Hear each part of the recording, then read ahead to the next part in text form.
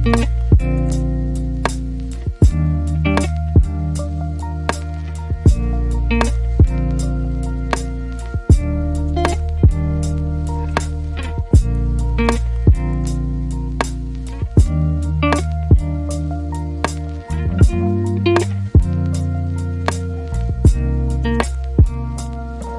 right.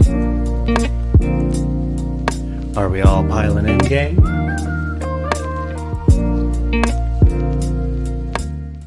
Did everybody have a good lunch or dinner or breakfast, whatever it is, wherever you are? I hope it was hella good. Mine was alright. Didn't really eat anything. I just put clothes on, as you guys can probably see. Yeah, that's that's what I've been up to, gang. What have you guys been up to? How's your afternoon going so far, Murkies? Let me know. Let me know in the chat. Let me open up the Discord here. I'm back. You guys might just be listening in, but if you are in the Discord, that's fine. If you are just lurking at the moment, got a lot of people doing parent stuff in the afternoon. But I wanted to talk about comic books today. I've still got all of my fucking shit pulled up from the news earlier. Close this shit down. Boom. I kind of wanted to start off in the realm of the mystical in comic books, right? Because some of my favorite comic books as a psychedelic teen, I guess you could call it, were Swamp Thing and Doctor Strange. Man, you go get some mushrooms, you'll get some back issues of Doctor Strange and Swamp Thing, you're gonna have a good time. Those panels might just hop up out of the comic book and come hang out with you. It's a good time. That's truly the era of it's like peak psychedelic comics. But yeah, like I wasn't mad at them kind of cloning Iron Man in film and making a Doctor Strange film. I thought it paid enough of an homage to the source material, and I thought it was cool enough. And then, his inclusion in the broader MCU has been arguably better than his inclusion in his own film, which, is fucking cool. That's kind of how Doctor Strange works in the comics, right? Like, I was excited to see him show up in Marvel Illuminati. But at the time, I wasn't necessarily reaching for Doctor Strange back issues then. I'll normally get a trade paperback or something like that. You know what I mean? Doctor Strange is the best. I love him. There's the closest thing we have to a DC equivalent is a Dr. Fate, right? But that's a wholly different story. Doctor Strange has, in my opinion, this is an example of Marvel absolutely not ripping off anybody. It's one of the truest Marvel properties, in my opinion. Yeah, surgeon who busted up his hands, instead of becoming good at martial arts or revenge or something, he becomes a master of the mystic arts. I fucking love it. I really think who played him? It's not Zachary Quinto, it's Benedict? Yes. I love the way that he portrays Doctor Strange. He fits that role. Yeah, I was hella nervous about Benedict Cumberbatch's accent at first, but boy does he pull it off. Yeah. Unholy Kev says in the chat, never read or watched besides Spider-Man. I'm a DC person.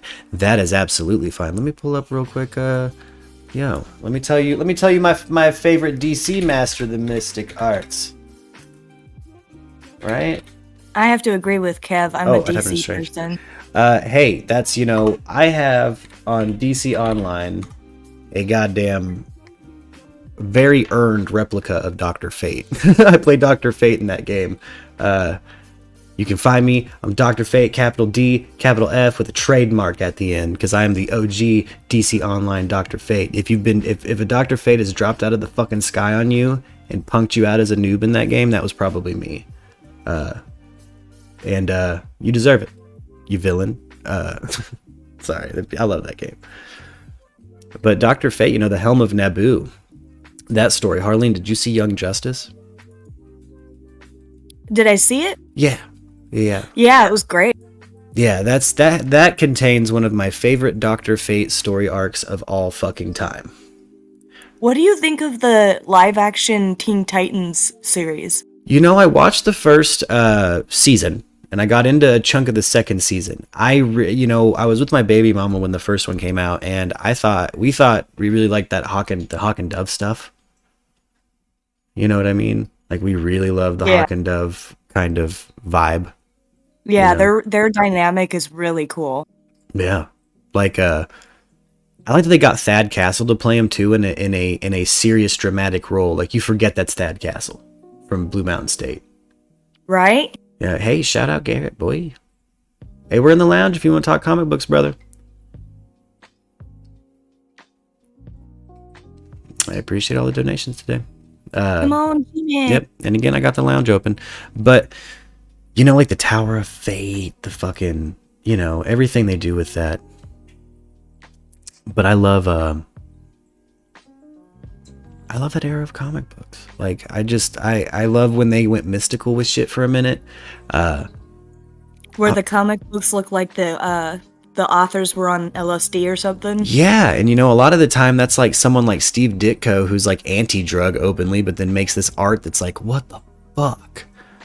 You know? Yeah, like, how do you expect us to believe that you're not on something? Yeah, but the Young Justice Dr. Fate, you know, like that whole, it's such an emotional arc, and they really do, like, they manage to capture how devastating it can be to when Naboo chooses you to be the fucking Dr. Fate. Like, you put that helmet on and that's his body now. Like, yeah, it becomes a part of your body. Yeah. Well, and yeah, you're riding backseat while Naboo is being a superhero.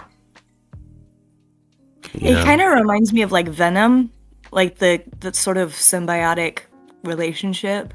Yeah. Yeah, absolutely, like Venom. You know, I haven't seen that. Have you seen the new Tom Hardy Venom film? I just went and watched it with my husband last week, and it was so fucking good. Cool. See, I haven't seen either of them yet, but I hear they're like Jim Carrey levels of funny. Sorry, I never saw the first one, but we went and saw it with my husband because he really wanted to see it, and the second one was so good. Yeah, that's I'll have to check them out then. I've been waiting to hear people's opinions on this new Carnage Venom movie, because honestly, I get a Venom story, I don't have a Spider-Man in it, I'm probably not showing up. You know what I'm saying? Like, it took me a minute. They introduced that at the end credit scene. Ooh, hold on. Let's verbally give a spoiler alert, and I want you to spoil the piss out of that for me. I don't care. All right, we'll give them 30 seconds. It's a spoiler. Spoiler for the new Carnage movie. If you don't want to hear it, you covered them ears. Ooh, I'm so pumped. So, at the very end, mid-credit scene, we see Venom sitting on like a hotel bed, and on the TV you see Spider-Man, and all of a sudden Venom gets real close up to the screen and says, "I know that guy," or something. Oh shit. What? Yeah. So he's going, did it kind of show which Spider-Man it was, or was it vague? I didn't really remember what he looked like what the costume was, but I think it's the newer version. Whoa. Like the newest one. Whoa. I am fucking pumped. Now I gotta see it. See, I watched the first one and enjoyed it a lot. Really? Is it kind of slapsticky? You're right and funny? With the comedy. Yeah. Oh yeah. His interactions between him and Venom are great. Okay, cool. But they're not like forced. It's not. Oh, like my husband said, the second one was better than the first one. But from my impression from the second one, the comedy was not forced. Like, it was very smooth and well written. I like that a lot. See, that Tom Hardy is someone you can kind of rely on to really smooth out a character and really put that shit on screen, right? You know what I mean? That's why I was, pretty pumped that he was cast as it's Eddie Brock, right? He's Eddie Brock in it, right? Okay, because there's been a few different Venoms, but Eddie Brock is the Venom that everyone kind of goes to. I'm fucking pumped about that. Then I'll have to check out the first one. I'm obsessed with Woody Harrelson. And so finding out that he was in the movie, I was like, oh, hell yeah, I'm going to go see it. I will. That it is honestly the draw of the Carnage film to me too. Is I don't think there's a Woody Harrelson thing I haven't seen. He's one of those where it's like I've just even, I'm gonna see his shit. I love his everything. I liked him in Zombieland. I think he was probably like him and Bill Murray are like why I stayed for Zombieland. Yeah. After a certain point, I'm like, well, I gotta see where this goes. It's fucking Woody Harrelson. I love him. He plays so many good characters. Woody Harrelson, season 1 of True Detective. Yeah. That's a good fucking time. I really like the writing in that first season. The first and the third season with Mahershala Ali, who's Blade now. Wait, we have a new Blade? Mahershala Ali, do you remember the Luke Cage series? Yeah. So the guy that played Cottonmouth is fucking Blade now. What? Yeah, because they've taken the Netflix series out of official canon. Like that's no longer really. Yeah, that's not. They're not. Maybe it's its own multiverse pocket, but it's its own thing. I hear that Matt Murdock, Charlie Cox's Matt Murdock from the Netflix series, is going to be in the new Spider-Man, which would be cool because it looks like Spider-Man needs a defense attorney.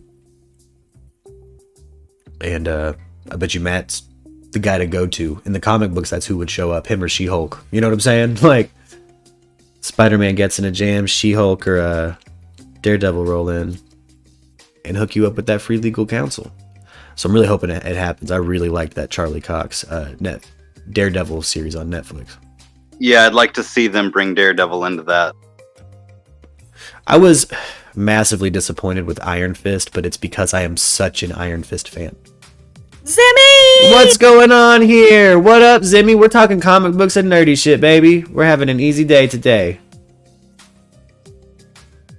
Get your butt in Discord! Hop up in here, boy.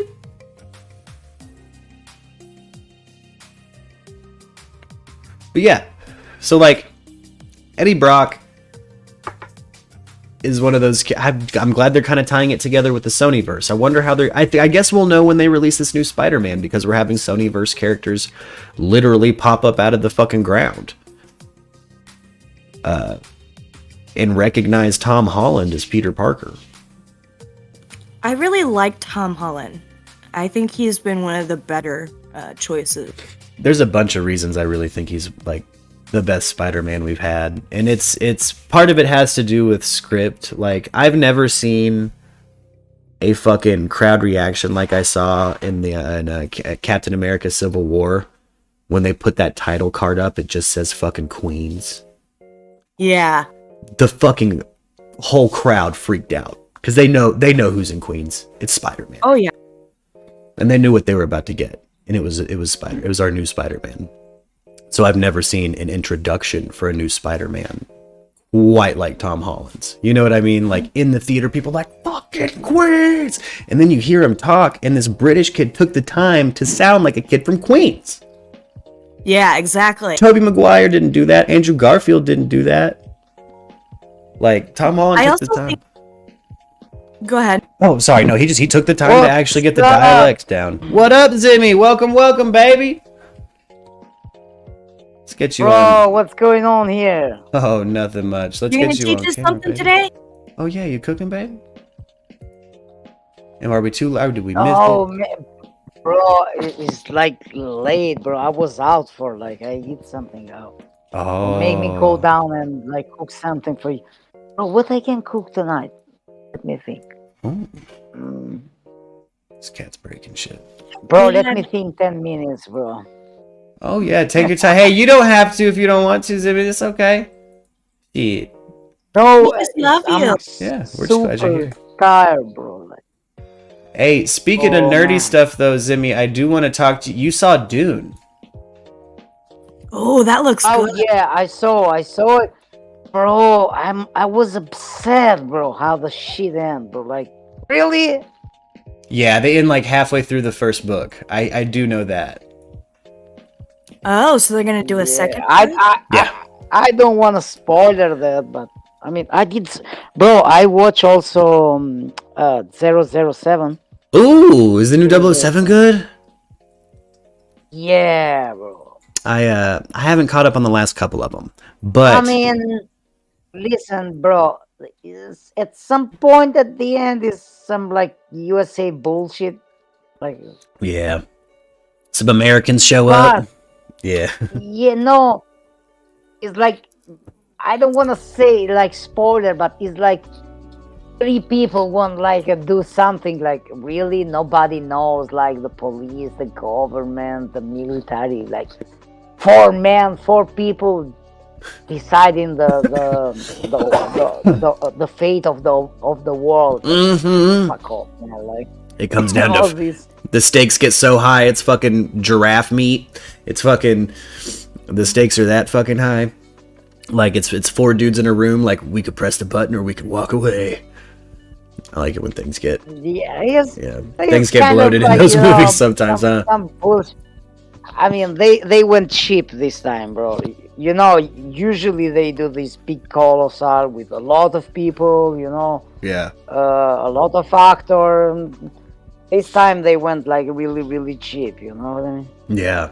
They Yeah. are tired, bro, because because of the COVID, since they don't want to spend a lot of money. Oh, so it vibed like a limited ass production. Okay, got you.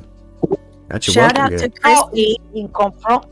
In confront, if you like put the other 007, this one it looks like really cheap, you know. Okay, Really, like compared to really the last couple. Yeah, you know, with the spacing and stuff, I've seen. That's why I'll be honest, I'm a little disappointed in the new Matrix trailer. What? Why? The effects just don't look like. They just don't. I don't know. It doesn't feel like they're hitting the bleeding edge like they did with the first film. Oh, I think you're construing that with the fact that the first film was entirely in green tint, and it had sort of a. I think There is a visual. There is a nostalgia from Yeah. you know, the Matrix. This kind of looks. I don't know. I'm excited. I am going to be up at midnight when that releases on HBO Max, having a popcorn party. I can't wait. Yeah. I really hope they put out a new Matrix video game. Did you ever play Enter the Matrix? Oh yeah, I loved Enter the Matrix. I didn't play Matrix Online, but I did play Enter the Matrix. Well, apparently, here's the thing, and I didn't know this until recently.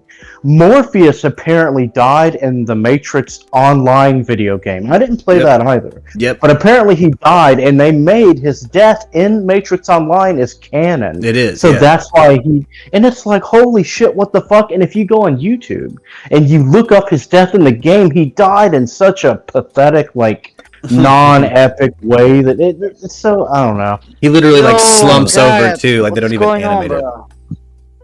No. Oh man. Yo, G-Man. Oh no, here we go. G-Man. What's up, dude? What's going on, bro? So, Not much, so, man. so, wait a moment. Stay Oh, quiet, God. stay there. Here we go. Did you message your J-Love? Jody. I'm gonna- I mean, what? You's in the vein. I'm gonna- You's in the You thick have vein. your No, I haven't sent it yet. I keep forgetting. I'm gonna send it right now while I'm live. I'll type something out. So you sent your last message was your dick picture to her and no other message you sent. Yeah. The last message was that one where she said, bro, she's like, because I hadn't messaged her in a month because I was just so sick with COVID. And so she's like, bro, what happened?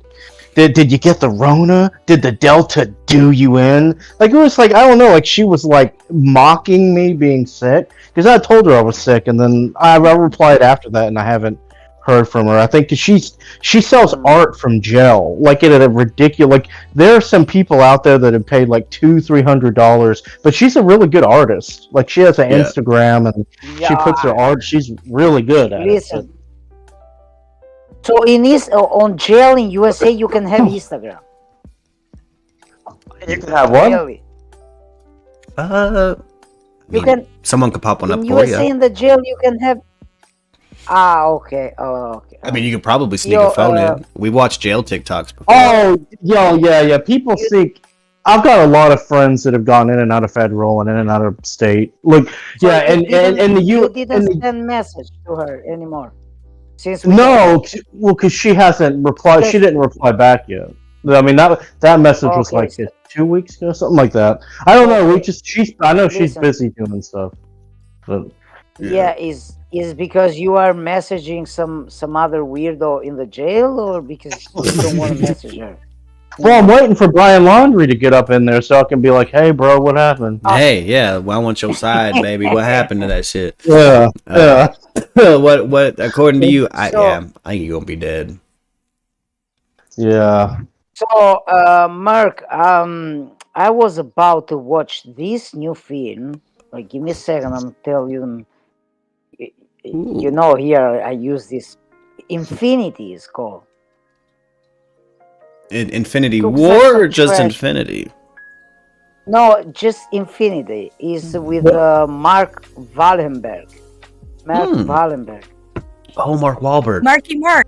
Mark Wahlberg. Infinity. Yeah, I can't say I've ever Yeah. seen that. yeah. Because It's good. listen, the trauma, the trauma of the film is that he had those flashbacks in his head, you know, Yeah. because he fell asleep and he have those, you know, those Yeah. moment that he see and talks about his past life, you know. Oh, he's I living wanna through his watch it, infinite so- life. Yeah. That's one of my favorite Yes, things about weirdo. Dune in the books Yeah, is when like in God Emperor Dune. Bro, you're gonna love Dune, bro. I'm very You're gonna excited. Love Dune, bro. You had mentioned the other The day that visually it's photography- beautiful. Bro, is one of the best photography film ever, bro. Is no other film with that photography. Yeah, see, I'm excited Bro, about that. The No, color, bro. The What color. Timmy said the reminds me camera of that one movie. taken. That Oh, Which what one? was that movie? Was it called Memento? The movie where the guy wakes up with the tattoos all over him, yeah. and he has to figure it out. Hey. Dude, that movie was fucking like I love movies like that because it showed right at a certain point, literally like a split second glimpse of what was really going on. Oh, that movie was so well done, dude. I love movies. Yo, like that. G-Man, I but fucking hate Chris we Nolan. Was talking, I don't like his movies. We was talking about Dune, bro, because Oh, yeah. Dune, Mhm. the director, he is like very, very good, bro. Yeah. Villeneuve is Mhm. one of the best at the moment. Denis Villeneuve's a I was- genius. Talking about technically how they made this film. This film is all made with a green screen behind. Right. Okay, it's all green screen, you know.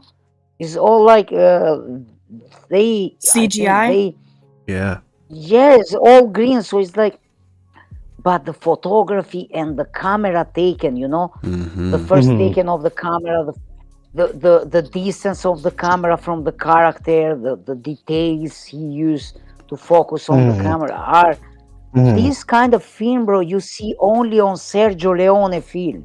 Yeah. Mhm. You know, Exactly. the old Mhm. maestro of the Western films. Yeah. Yeah. Mhm. Only he focused, like when he used to focus on the movie, like he was focusing on the fly that flies around the face of the Mexican bandit that was waiting the train, so Yeah. they can jump on the train, you know. So he was focusing the detail, the same technique used Villeneuve. Yeah. So you're gonna love that film, bro. For the photo, you're gonna hate that film, but you're gonna love it. Yeah, I'm gonna be really excited for the next one. But to touch on what I was saying earlier to Garrett, like I actually hate Chris Nolan. He's a fucking hack. Wow. Because he's a fucking hack, and I will activate the Chris Nolan rant right now. Number one. Dude, yes, Uh, I want to hear this. Yeah, let's just start with Interstellar. How about that? Let's end a book. Let's that end up. movie was so good. No, it's a piece of shit movie that ends with a interdimensional bookshelf powered by love that he gaslit you into thinking was fucking cool. It's not a good movie, and it's not well written, and it's not clever, and he's not smart. Like the end of Inception Inception, same fucking way. Ooh, maybe it did fall, maybe it didn't fall. Fuck you, Chris Nolan. End a fucking movie and learn how to write. How about that? And then don't gaslight the audience into thinking that they don't get it because you didn't end your fucking script. Like, I know what he's doing. Fuck that dude. Like, end your movie and don't gaslight your audience. You don't like Chris Nolan? No, fuck Chris Nolan. He's a piece of shit. He's a hack. Bro, he lived the film with a bitter in your mouth, like like a bitter shit. Yeah. You know, No, he owes like, me time of my life the film- back. Like, he owes me time. Like, the time I've seen fucking watching his movies, he owes me that shit back. Like, you do not. Also, the last one. What's the name of the last one? Inception. Well, no, there was another. There's a new. There's newer ones. He did Dunkirk, and then he did one recently with the new Batman. I forget. No. Okay. But Chris Nolan's a wait. fucking hack. No, I'm telling you. And if you were to ask him, hey, explain your movies, he'll try to treat you like you don't fucking get it. That's gaslighting. Fuck Chris Nolan. He's a shitty creator and he's shitty to his audience. I don't like him. Never liked him. I'm not gonna. I don't think there's any. He'd have to start ending movies for me to like him. And by ending them, I don't mean having credits. I mean finishing your script. I love what Luck said in the comments. He has a negative Emmy. He now owes us an Emmy. He does. You have a negative fucking Oscar. You owe me that Oscar. Fucking Chris Nolan, prove you're fucking worth it. And I'm pretty sure what he wins Oscars for is cinematography anyway. It's because shit's pretty. It's not because shit's smart, like people give him credit for, because it's not. I think a good example of a movie that was just perfect all the way around, the soundtrack, the acting, the visuals, the cinematography, was The Last Samurai with Tom Cruise. That's a good movie. That's a decent movie. Is that a Chris Nolan movie? I love. Oh man, Was it who? I don't think it is. Oh, that's not Monty Python and the Holy Grail is probably my favorite. Oh, your favorite? Hey, The Last Samurai. That's an interesting pull. I had a really good time with that movie. I thought that was really good. Oh, yo, beautiful. Tenet is the last from Chris Nolan. Yeah. Tenet. And also that film's finished like a bullshit film. Yeah. You cannot. He fucked up your brain with it. Tenet. You know the film Tenet? Tenet. Yes. But that's why I didn't watch it, because he's probably gonna say some shit like it fucks with your mind. But what he means is I didn't write the last third of my movie, and I'm gonna gaslight you into thinking I'm smart. Yeah, no, bro. He does fuck your mind with that film, bro. Yeah. Or he's like, I'm gonna put the third act on the first act and the second act at the end. Like, dude, fuck yeah, he's a hack. So I watched it the first time at the cinema, this film, okay? Okay, it was beautiful. You know, he do, like, technically he do good films, okay? Oh yeah. He is really, really good. Photography, because I do like the photography. I do like the way they shoot the scene, you know? Yeah. And I did watch it other 2 times at my home, just because I wasn't sure what I was understanding. You know what I mean? So at the end, I end up with my idea that film doesn't have sense. Yeah, it really. Hey guys. Yeah. Oh, hey, John. Welcome. How you doing, my man? Hey, listen, I just want to make a statement like I usually do, and then I'll drop back out. When my kids were little, we'd go past Spencer's in the mall, and they were terrified of the life-size Chucky and Tiffany dolls, you know? Yeah. So anyway, I brought them home. There's a reason for me mentioning this. I brought them home. I showed them the making of. I showed them how Chucky was actually being run by like 6 people. Okay, once they saw that, we went from them being terrified to the point where we would have something called Psycho Sunday, and we would just watch horror movies on Sundays. Okay, That's sick. And hell yeah, dude, that's fucking sick. You know, some people would say, "Man, you shouldn't show your kids those type of movies," but they loved them, and they knew that it was makeup magic. You know, so I was happy about that. I always showed them the behind the scenes stuff. So anyway, some of these Psycho Sunday movies, we'd get the stuff that's out now. Okay, like thrillers, you know. So we got this one, okay, and I don't remember the name of it, but there's a German version and an American version. We got the American, and it's where these kids do a home invasion, terrify this family. They end up killing the kid, and it's like these two. They look like they're kids from Twilight. Okay. And they go in the house. They're psychos. The houses are very nice homes that are like a half a mile apart. So the people are like kind of isolated. And these guys are in their house, and they're at one point they're going eeny, meeny, miny, mo, deciding who they're going to kill, you know? Yeah. Just terrifying. Oh, I remember now. It's called Funny Games. Oh, Okay? yeah, okay, So- yeah. Okay. So we watched that.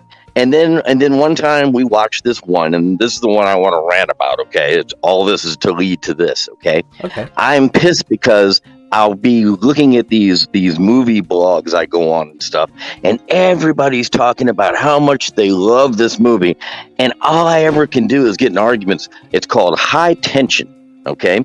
That is And a there's crazy movie. Well, there's this blonde in it, and she goes with her friend from college, and they go visit for the holiday with the family. And while they're there, the house is terrorized, and everybody's murdered except for the blonde. And she ends up, being chased by the killer, and all that. And I hate to give you spoilers, but to understand my rant, I have to. Hey, you're good. What happens is, it turns out that the blonde is actually the killer. Okay. Mhm. And people say, well, that sounds pretty good. Hey, why not? Well, I'll tell you why not. Okay. Because if you're watching a movie and you think you're watching a Western, and then they jump out at the end of the movie and tell you, guess what? You're not watching a Western. You're actually watching a science fiction film. Ha ha ha. What do you think? Yeah. And that's your twist ending. And what I mean by that is the ending of the movie is that it was the blonde the whole time that was killing everybody. Okay. But that would have made it impossible for her to have been chased down a highway by this truck being driven by a psycho. Okay. Yes, it takes it out of the realm of slasher flick. And people say, well, the whole point is that was all in her mind. Okay. Okay. Fair enough. All right. It was all in her mind. Okay. And the people who argue for this movie say, yeah, it was all in her mind. That's what's so amazing. Okay. But we, as the audience, had no way of knowing this was all in her mind. Yeah. So all we can go by is what we're seeing in this fucking movie. And that is that a girl's being chased down a lonely road by a truck. Okay, driven by a psycho, and then her car is driven off the road, and that's how they almost kill her. And then at the end, she's being arrested, and she did it. And you're like, whoa, when did that happen? Yeah. Okay, so that bugged the shit out of me. Okay, and I mean, take the end of the movie Primal Fear with Richard Gere. Okay, first appearance of Ed Norton. Fantastic movie, okay? If you don't know that one, it turns out that the guy has a split personality. He's supposed to have killed a priest for molesting him. Yeah. Okay, that's Ed Norton. And Richard Gere defends him in court, actually gets him off the hook because he's able to cause him to slip into the other personality in the middle of the courtroom, proves he has a split personality, which is satisfactory to the court. So they let him go. And then at the end, Richard Gere walks into the jail cell, the holding cell, and says, well, there you go. And he says, thank you, counselor. And then he reveals that he has no split personality. And the bad one was the only one there is. Okay. Yeah. He goes, That's I right. was Roy the whole time, you stupid fucker. And he's going, bravo, counselor. You just got me off the hook. Ah, ha, ha. Yeah. And you go, when you see that, you go, oh shit. Now there's a twist that I can appreciate, okay? But this High Tension, man, if you ever have a chance, and I think it's French, but if you Yes, ever have it a is. chance, stay away from it, man. That's it's a piece of shit. It's one I ran know? to when it came out for the twist, but it's because I had read that it was one of those that's written in a crazy way, but not in a, like, it wasn't implied in a good way. Like a French friend of mine was like, high tension, dude. But Now the Funny Games movie, that was fantastic. Yeah. Also had its origin as a foreign film. Now going on to Nolan just for a split second. yeah. Okay. What do you have to say about that clown? Well, I'm hold not on, a before big- we go to the next movie, just Yeah. random question.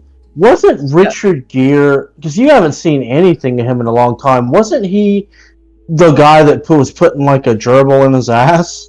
That's what they that's say. the Hollywood rumor. Yeah, he put a gerbil up his butt is the Hollywood rumor. Where the fuck that came from? Oh. No. God, That's been a rumor way back to when I was in high school. That was a rumor. Just like they say they pumped 2 quarts of sperm from out of Rod Stewart. Yeah. Yeah, dude. Yeah. Old Hollywood myths. And bubblegum was made out of spider eggs. I mean, all this shit. Yeah. And nowadays they have websites like what's this? You don't Jokes, see Richard Gere in anything anymore, do you? He's doing like movies kind of like Martin Sheen's doing now, where it's like a Christian film about him and a dog or something. Like it's always something like that. Like he's doing like smaller shit, I believe. I mean, I would too, I guess, if you got busted with a gerbil in your ass. It kind of becomes well, you know? they could never prove it, but I swear that's been a fucking rumor since that movie where he was young and hanging dong. What was that movie? The movie where he straight shows his dick on camera. Oh, that's Breathless. Breathless, yes. Ever since Breathless, they've been saying that shit about him. 1984. Yeah. Wow. So it goes back. And then, of course, he's had his classics. I like Chicago. He's pretty good in there, you know. Yeah. But nevertheless, talking about your Nolan. Okay, yeah. I think he's a little over, you know, he gets too much credit. But I do like his Batman for the one simple fact that he was able to make the source material look like, you know, if Batman were in real life, if there was really a Joker and if there was really a Two-Face, and Two-Face was one of my favorite Batman villains. Yeah. So of course I was happy to see him show up in that movie. Yeah. And nothing against Mr. Ledger, but you know, I thought that the Joaquin Phoenix Joker was a good job too. Nothing against him. Yeah. But I wasn't thrilled with it. Okay. I really liked his version. He's playing on Tom Waits. Did you guys know that version of the Joker is Tom Waits? He's just Heath Ledger's imitating Tom Waits from like the 70s. I'd actually seen something where they showed a clip of Waits acting, and he was pretty much like that, you know. Yeah, that's what I like to call the Dark Knight defense. Again, I've yelled about how I think Chris Nolan is a hack to probably everybody I know, and that is what I call the Dark Knight defense. And he did make one good Batman film. Out of the 3 that he made, though, I want to remind everyone. Yes, he made one good Batman movie. You get what? Right. You get what, a D in Batman? You 1 out of 3 is not a good grade. Was the movie fucking stellar, fucking cultural icon? Yes, he made one great Batman film, but he fucking made 2 really weird other ones. In retrospect, you know, they give Tim Burton a lot of shit nowadays for his Batman, and you know, because he's been heard to say he didn't read comic books. You know, he wouldn't look at material like that. So for a guy to make a comic, you know, but for somebody who doesn't care for comics, I think he did a pretty damn good job. Mm-hmm. And you know, Michael Keaton tells the story of back in the time, and I told you about the guy winning the car. I'm not going to bore you with that. But Michael Keaton did interviews at the time, and if they had had the internet today back then that they have now, he would have been blasted more than and he still was back then in '89. Yeah, he was fucking slammed from '88 to '89. They're like, Mr. Mom's gonna be Batman. He was a comedian primarily, and he said it was terrible. And he said until they started burning him in effigy, then he was really upset, you know. But look at what he did with it. You know, it turned, in retrospect, he was one of the best Batmans ever. Okay, now my loyalty kind of goes to the old Adam West version. Yeah. Okay, I'm a big fan because I grew up coming home from school and watching reruns every afternoon of Batman, you know, and I love the car, and you know, and then as I got older, I realized, whoa, that Julie Newmar's hot, you know, and Eartha Kitt, she's hot, you know, so and I started catching the little double entendre jokes, you know, that they would make on there, you know, but as far as a serious portrayal of Batman, the Keatons is great. And like I said yesterday, he's coming back to play him again in that Flash movie, and I think that's going to be awesome, you know. But the Christian Bale Batmans, I don't know. Frankly, I'm glad to hear you say you don't care for him, because I thought the first one, what is it, Batman Returns or whatever? I thought it was. Begins. Yeah, it was kind of slow, man. It was, I thought it dragged, and I never really cared for Raja Ghul or whatever his name is. So, yeah, I just thought exactly. Or Ra's al Ghul. Well, see, I like Ra's al Ghul stories. One of my favorite Batman stories of all time is Heir of the Demon. Is a Denny O'Neil, Neil Adams. It's a Batman story. It's how he works his way through the League of Assassins and becomes the heir to Ra's al Ghul. He becomes the heir to the Y'all demon. are breaking my heart about Christian Bale, though. He's my Batman. No, that's a bad Batman. That's like sad, scrawny, emo boy Batman. That is only Batman like a handful of times when it's very clear that Batman should be out there grinding. Okay, all right. Since we're bringing up Christian Bale, do you think, Murk, Yes. that Christian Bale would make a good, solid Snake? Snake Plissken? I think he might have just aged out of it, but yes. Christian Bale at the time of him being in Dark Knight, yes. I think he's maybe aged out now. He would have been fucking perfect. And there were rumors that he was going to take on that role like 10 years ago. Yeah. And I'm like, oh my God, they couldn't pick a better actor. But they casted, what's his name? For the Metal Gear Solid movie, they casted... Zimi. Yeah. I forget. Who was it? Yeah. Hold on. You can easily Google it. It's Solid Snake movie. Jody. They cast Jody. Yeah, right. Right. I wouldn't go see that. What's his name? Something Isaac. Oscar Isaac. Oscar Isaac. Yeah. See, I'm not too mad I don't know at how that to feel about that. I don't. That's funny because I keep having friends of mine tell me, since I love Escape from New York so much, I would love this guy in this video game, and that's who they're talking about. Yeah. They said, he's even called Snake, But personally, and I've recast that movie a million times in my head. I want to make the movie about Lon Chaney I was talking about, and I'd like to get the guy who plays Walter White on Breaking Bad. But for Snake, I thought Bradley Cooper would do a good job. Ooh, just me. Ooh, just me. I'm not mad at Bradley Cooper. You know what? Okay, I can. Okay. Yeah, imagine him bulking up and putting the eye patch on. But he's a little too soft looking. But I figure they could fix him up, Well, in that country music but he movie, he kind of grizzled up. For the role. He can kind of grizzle up. Hold up. Let me see if anyone's done fan art. Back in the day, I would have said, but Kurt Russell was already doing it. But I would have said Sam Elliott would have been great back in the day. But I think that Bradley Cooper nowadays would be pretty good. That was just my opinion. I put up on screen just a little side by side of a Solid Snake and Bradley Cooper, and I'm not mad at it. Yeah, well, see, I my son and I like to do this all the time, which is like cast these movies we want to make, and I taught him who Lon Chaney was, and we had it all figured out. We wanted Walter White for Lon. For his son who played the Wolfman in the movies, we thought we'd get the guy who was from the Disney movies, who was in the movie with Hugh Jackman about the showman. Yeah. God, what is the guy's name, man? He's in High School Musicals, but he also does some more adult type stuff. What is that kid's name? Zac Efron. Thank you. Yeah. So that we thought he'd be good in this movie we wanted to make, and then I said, well, hey, Zac Efron wouldn't be a bad Snake Plissken either.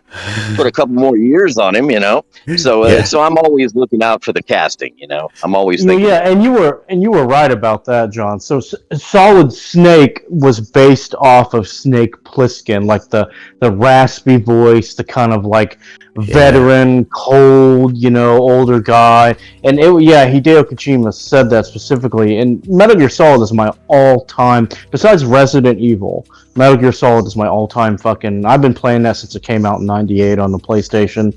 And like I said, the fourth game, and that came out in 2008, was just the greatest fucking video game movie, like the greatest art you would ever see in a video game. It was just an amazing. Really? Dude, this game had an hour and 30-minute ending cutscene. Oh shit! And it was amazing.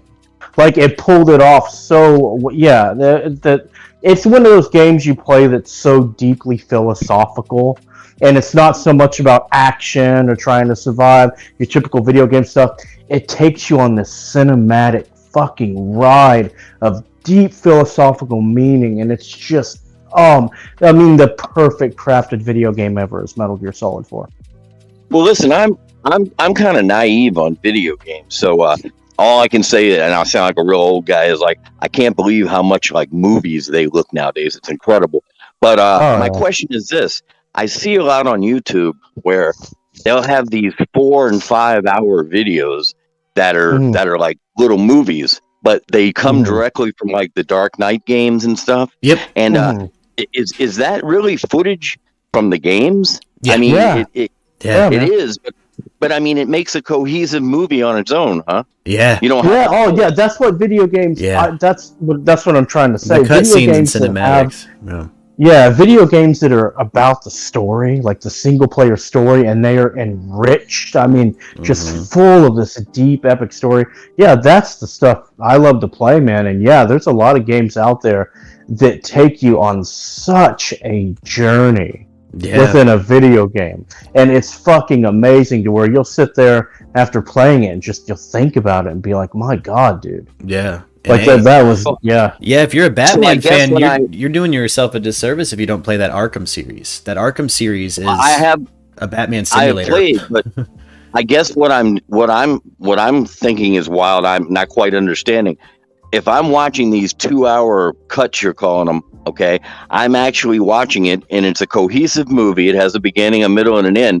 But I suppose the only reason it goes forward is because that's somebody actually playing it, maybe? At times, yes. Sometimes if you see weird button prompts, some games do like button prompt cinematics. I don't see that.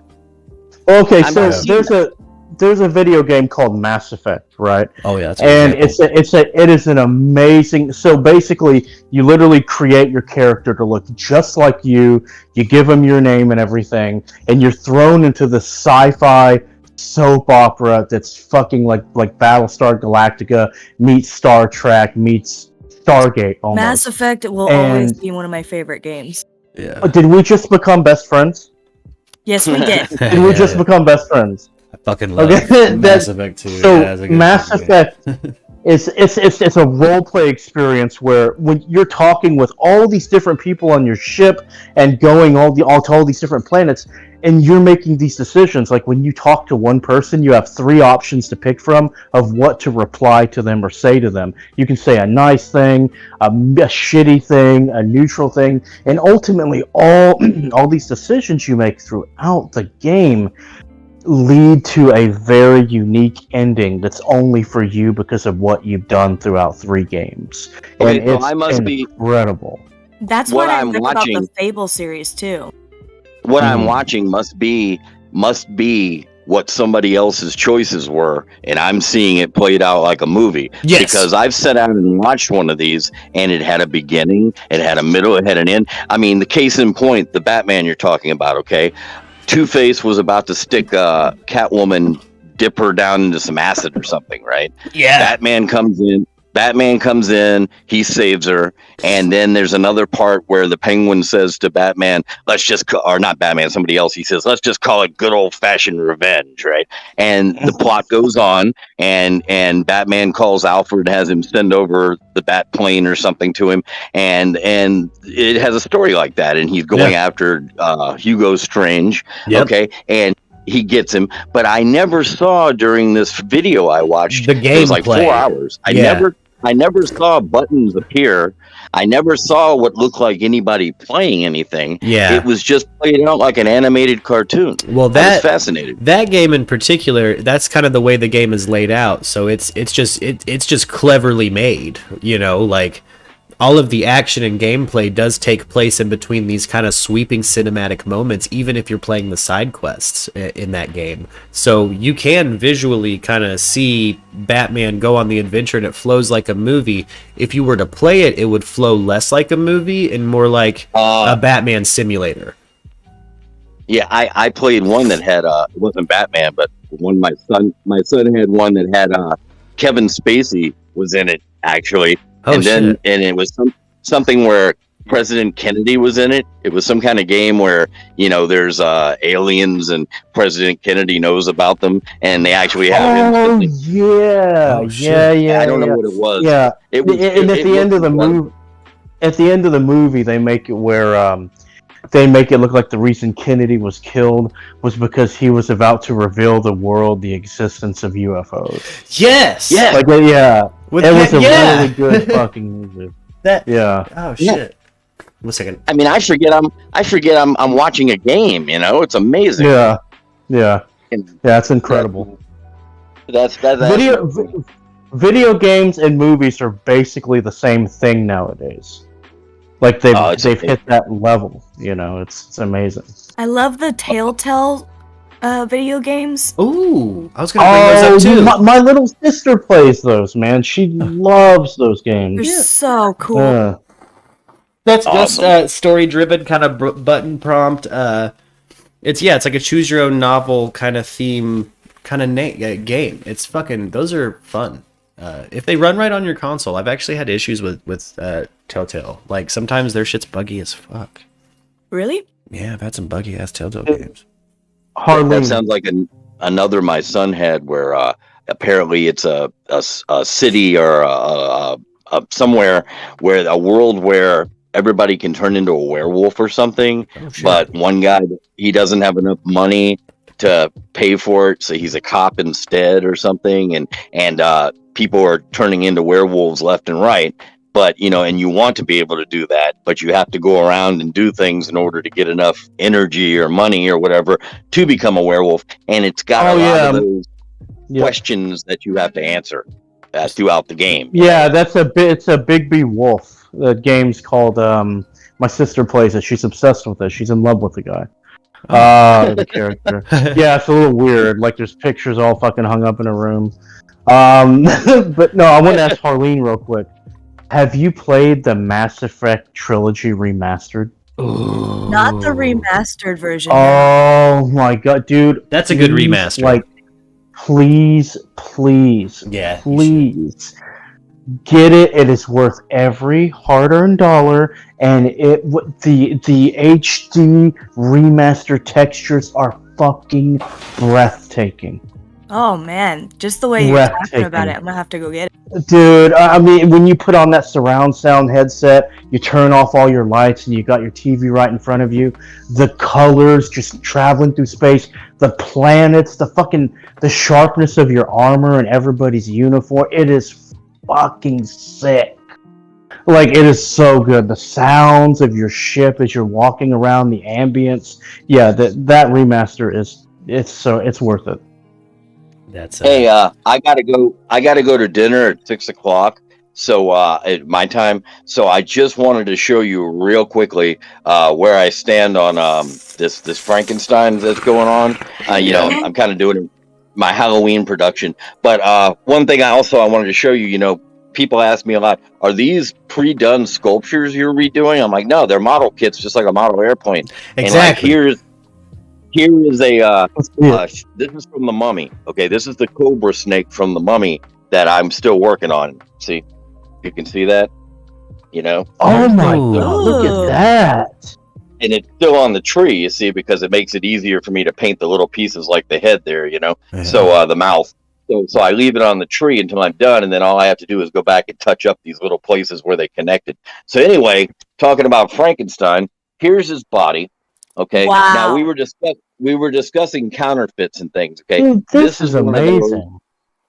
this is one of those that I got from Thailand. That's counterfeited. Okay. The Oh. originals go for about $100. This one cost me like 18. Here's his head.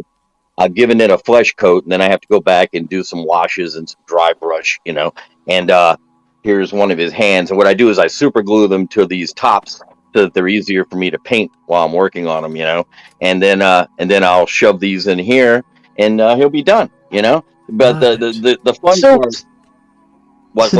This fascinates me so much. So this is just like what you do as a hobby. Like this is amazing. This is so fucking. Have you done any Back to the Future stuff?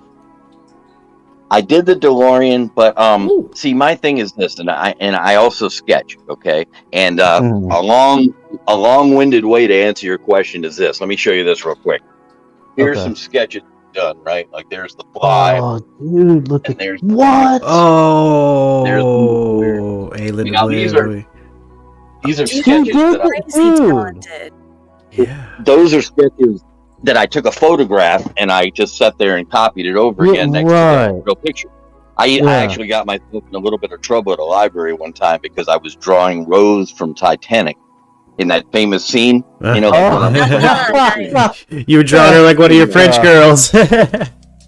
And they came over, and this little old lady was Karen was a little upset that I was drawing a scantily clad woman. I said, "Oh, she's not scantily clad, she's nude." You know. So anyway, they threw me out. But yeah. So the reason I show you that, to answer your question about Back to the Future, my biggest thing that I wish I could do, and it comes to models and when it comes to drawing, I can't draw machinery very well because it requires a lot of exact lines and things like that. Yes. And when it comes to painting, I have a Batmobile model over here that I still haven't done yet. My girls gave me for Father's Day, and I still haven't done it yet because when it comes to painting, you know, when I work on this Frankenstein head, okay, I can, you know, blend the colors and and when cool. And if I sketch a face like this, okay, human faces, as you probably know, aren't always exact, okay. Right. And if you ever do that trick where you put a mirror between, and you can see the two sides of the same, a reflection of your face. So you use the right side to make your whole face. And anyway, it doesn't look right because human faces aren't exact. You know, one of your eyes might be a little bit lower than the other one. So when it comes to painting, it's the same story. You know, there's no exacting colors, especially when you start talking about somebody who used to be a cadaver. Okay. Yeah. So I can blend and I can go off on a tangent. I can just, paint away. But when it comes to something like the DeLorean or the Starship Enterprise, that has got military gray, or that's got, silver, dude. And it has to have exact lines on it, So I kind of usually don't pick out. I mean, I have a Starship Enterprise kit up here. Oh my God, is it the Enterprise D? Oh, it's the original. Yes. That's fucking awesome. That's dope. I love it. This one is from 2001: A Space Odyssey. This is called the Orion. Yeah. But then you go over here and you have, I'm holding it above my head. That's fucking Godzilla. That's the original Godzilla. Yeah. Yeah, and he's about 18 inches tall. Okay. That's the cool Godzilla. Yeah. This dinosaur here, this guy is about 3 feet long, and I've actually had this same kit since I was 6 years old. Okay. Now I've since I repainted him. I fixed him up. Okay. But he again, it's not even lines. I don't know why we're getting that static. But anyway, and here's my Iron Man, okay? Case in point, just what I was trying to say. If you look at this Iron Man, okay, he has got exacting lines on him, okay? Yeah. And if you look at my paint job here and stuff, I'm not in the lines exactly. And thank God it's okay if he looks a little dirty because, sometimes he appears that way in the movies. Right. But really, when you go over here to something like this face hugger, okay, this is from Alien, of course. Oh my God, That's sick. Yeah. That's dope. I have a sticker on the back of my car that says "free hugs" and it's got a face hugger under it. That's incredible. Now, see, this is another one of those knockoffs, okay? I got this from Thailand. This cost me $12. If you try to buy one on eBay of the originals, you're talking about $90, $100, And he's vinyl. Yeah. And, what you do is you get him warm and you bend the vinyl pieces where you want them. And then you run it under cold water. And that causes it to stay in the shape you want it to be. That is so cool. Yeah. But anyway, damn, dude. Yeah, so I almost finished this mummy. This is a Boris Karloff mummy. And he goes up in here.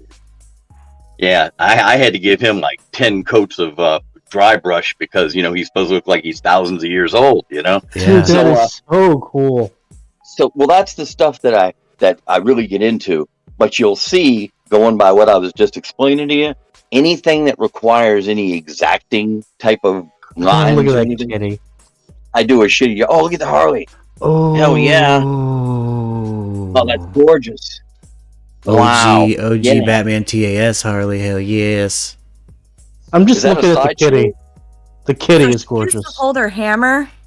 She broke yesterday. Oh, But I Is have that to a put it back sideshow together. But figure? she's amazing. Oh, is that who it? does that? Do this for me. Who does is Oh, that? Is okay. that a sideshow? Do you remember the people who made that figure, Harleen? Isn't it? It was actually a friend who made Alexa it. Kitchen on. Oh, Oh, it's a friend who made Okay. that. Awesome.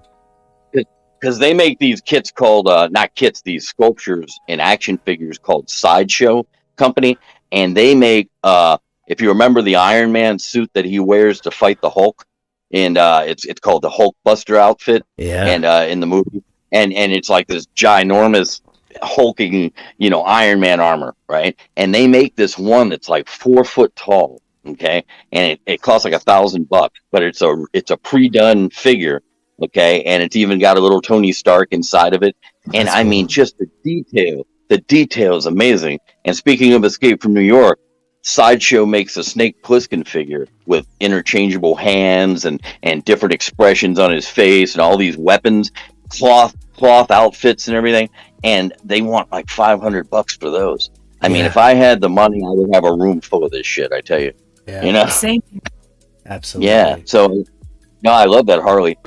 So I will get out. Oh!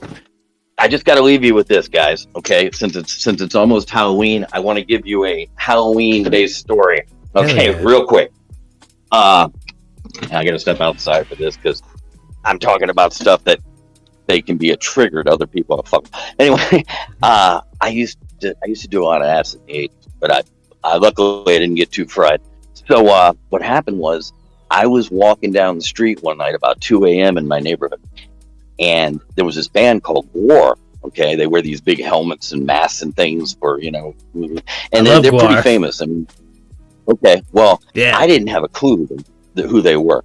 I was just walking down the street and I heard this great music coming out of this window.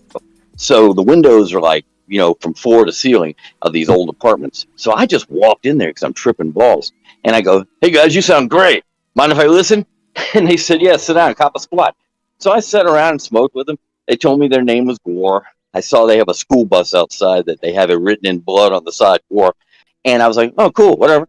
And I listened to them for like an hour, and then I got up and I left, And it only years later I go, "Hey, wait a minute, that's Gwar? Those guys are famous." So that was pretty cool.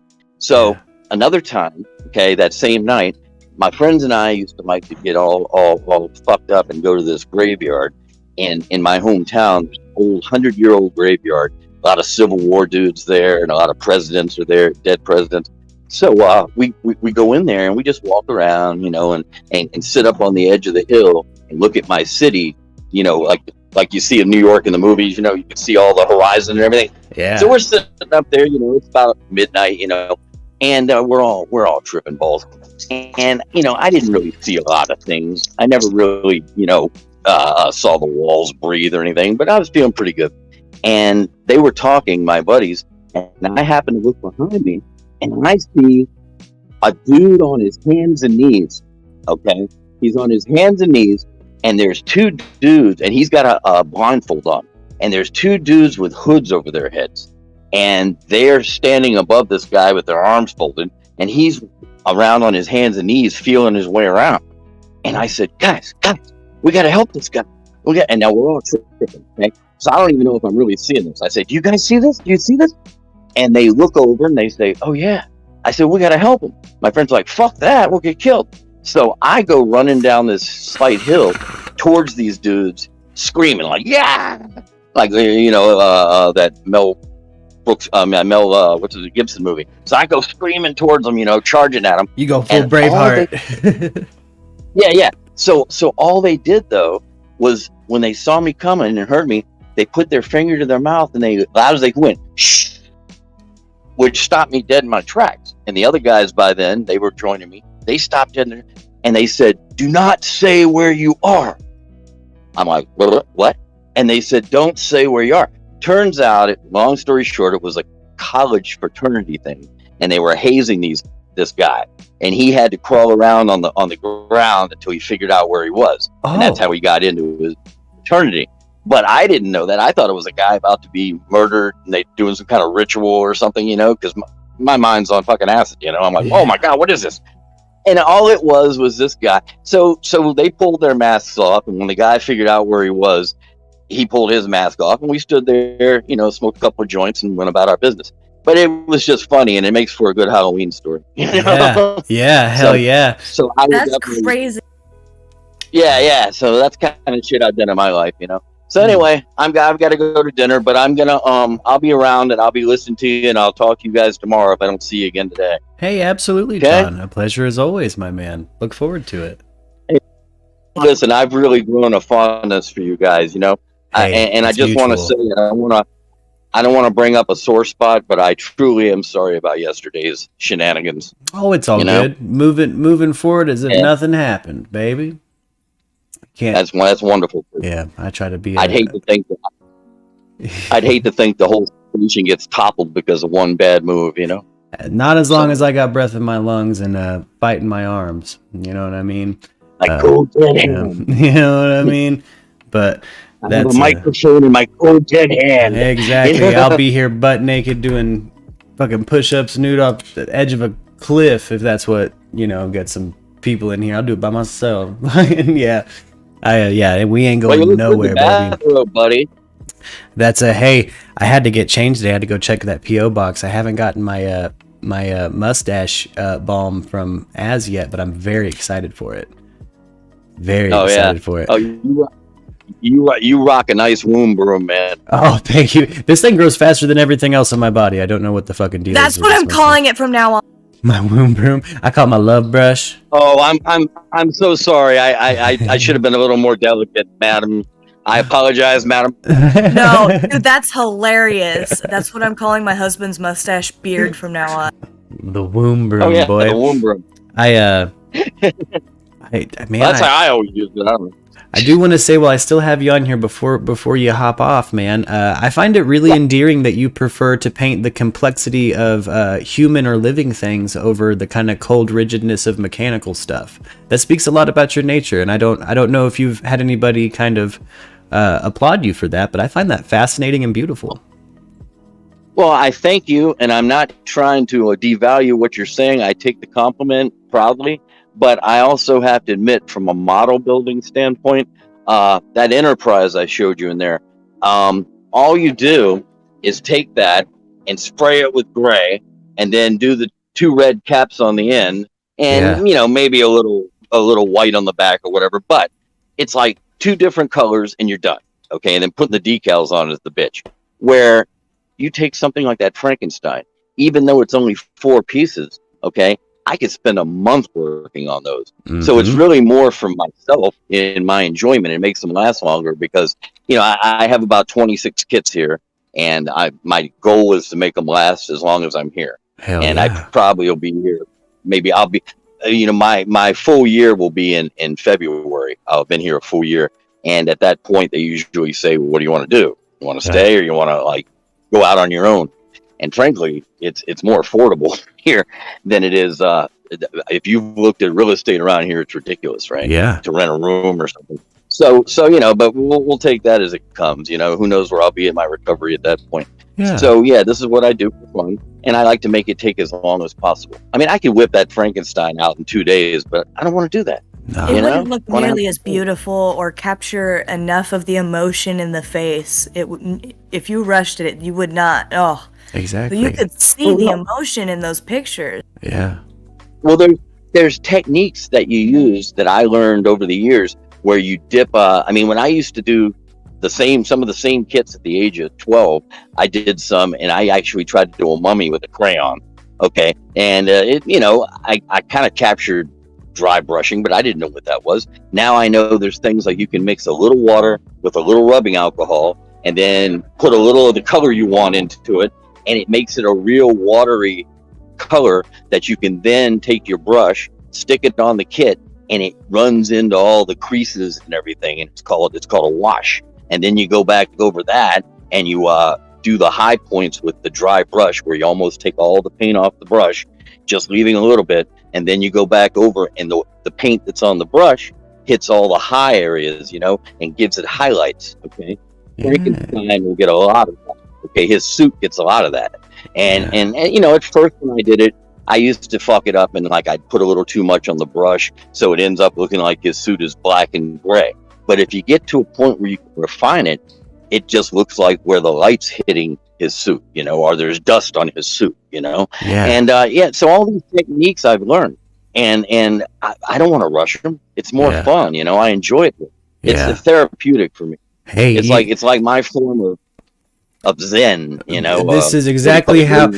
Yeah, I kind of use a phrase, John. This is how you find your Zen. When people come in and fuck with me when I'm deep in a project, sometimes I'll shoo them away and say, "Quit fucking with my Zen." I know exactly what you mean, okay. and I hope everybody can kind of see what John's talking about in a broad sense. No matter what you do, take your time to enjoy it. Like that's the whole point of doing it. Take your time to enjoy it and be in the moment. Like John's being. I mean, some of these kits are only like 5 or 6 pieces. But that's because they know that the fun is in the actual painting and finishing of them, and a lot of them are made out of this resin stuff, and the resin is like, if you drop it, you're fucked, because it's like China. Yeah. It's like, it breaks China. Some of these other ones I have, like that Frankenstein, I could drop it, and the worst that's going to happen is, I might have to heat it up and bend it back in shape. So vinyl's fantastic, or like that face hugger, okay? But the painting is where the fun is, So that's my word of the day. The painting is where the fun is. Painting's where you the guys fun have a great is. night. Hey, you too, John. And a pleasure as always. Yeah. Thanks for all your stories, John. Yes, thank you. Man, as somebody who's been through recovery, it's really important to find those things that you enjoyed before you got loaded and really, really, really enjoy those moments again and understand that they're not over. Yeah.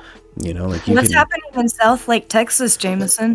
Yeah, Jameson, what's going on? For some reason, his chat showed up on my screen, like on the stream, but not on my multi-chat. I don't know what happened. I see it on the multi-chat on YouTube. Yeah, see, I South see Lake, it on Texas. It's weird. What's going on in South Lake? I don't know. I'll have to Google real quick. Let's see what we got popping off. Did they find Brian Long? No, I really don't think he would get away with being over there. Liquid Merc's over there robbing banks. Let's see what we got. I forgot to show you guys the best part of the statue. I made the unfortunate decision to Bing. That's so cool. Look at that! Dick Damn. Harvey. Yeah, Dick Booty Harvey, Damn. boy, solid butt. What did you think of the Mass Effect? It's a wearable helmet, That was and sick. it turns different colors and shit. Yeah. For anybody watching, the Mass Effect helmet I had large screened earlier. That scares dope ass fucking in 7 fucking Mass Effect helmet. Boy, you better believe I'm armored the fuck up when I play that game.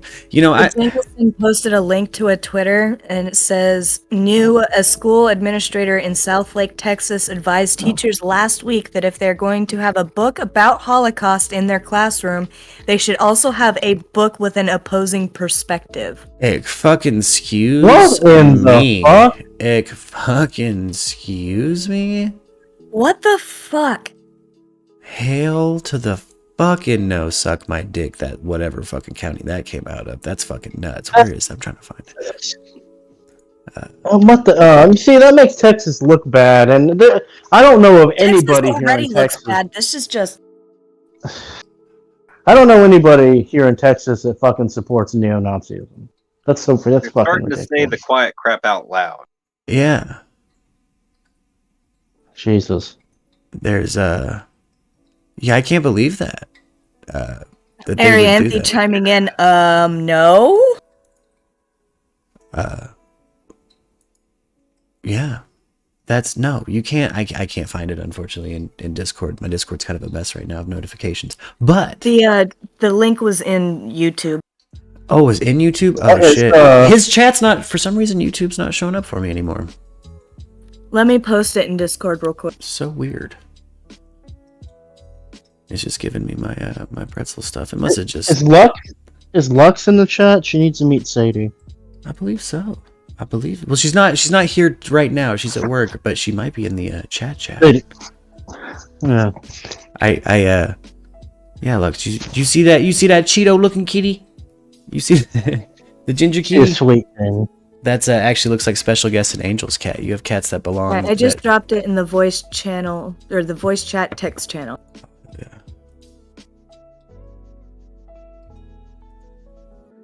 Oh. Let's pull this fucking just the whole ass link up. We got Joe. South Lake school leader tells teachers to balance Holocaust books with opposing views. I would fucking lose it. I'm taking my kid out of that school, dude. Straight up. That's no, hell no. Inside a critical race theory battle. There's fucking. That's insane. Yeah. Teachers hung caution tape in front of the books in a classroom after the new guidelines were circulated. Shout out these teachers. Like they put the fucking like the anti-Semitic fucking books. They put these fucking they put caution tape on it. And good on them, dude, cuz fuck that noise. I'm not even playing that game. I told you guys on a stream in the past, like we've had a substitute fucking fired for not just being anti-Semitic, but like a Holocaust denier to multiple classrooms full of kids. So much so that it became like he was known as like the fucking anti-Semitic teacher in a town with 2 Jews in it. Like, that's another thing that bothers me about some of the, the Zionist conspiracy theories is those were born in World War II. Those were bred by the Nazis, and that's the same fucking conspiracy they were espousing. And if you're not a Nazi and you're dropping that conspiracy, please have some substance as to why that doesn't come from the 1930s or 40s. Right. You know what I mean? Like, because again, being a Jewish person, I've faced every kind of anti-Semitic thing you could imagine, from I'm a reptile person to sometimes things pop off for me not because of my work, but because of my fucking family, which is, you know what I mean? Like, bullshit. I'm broke.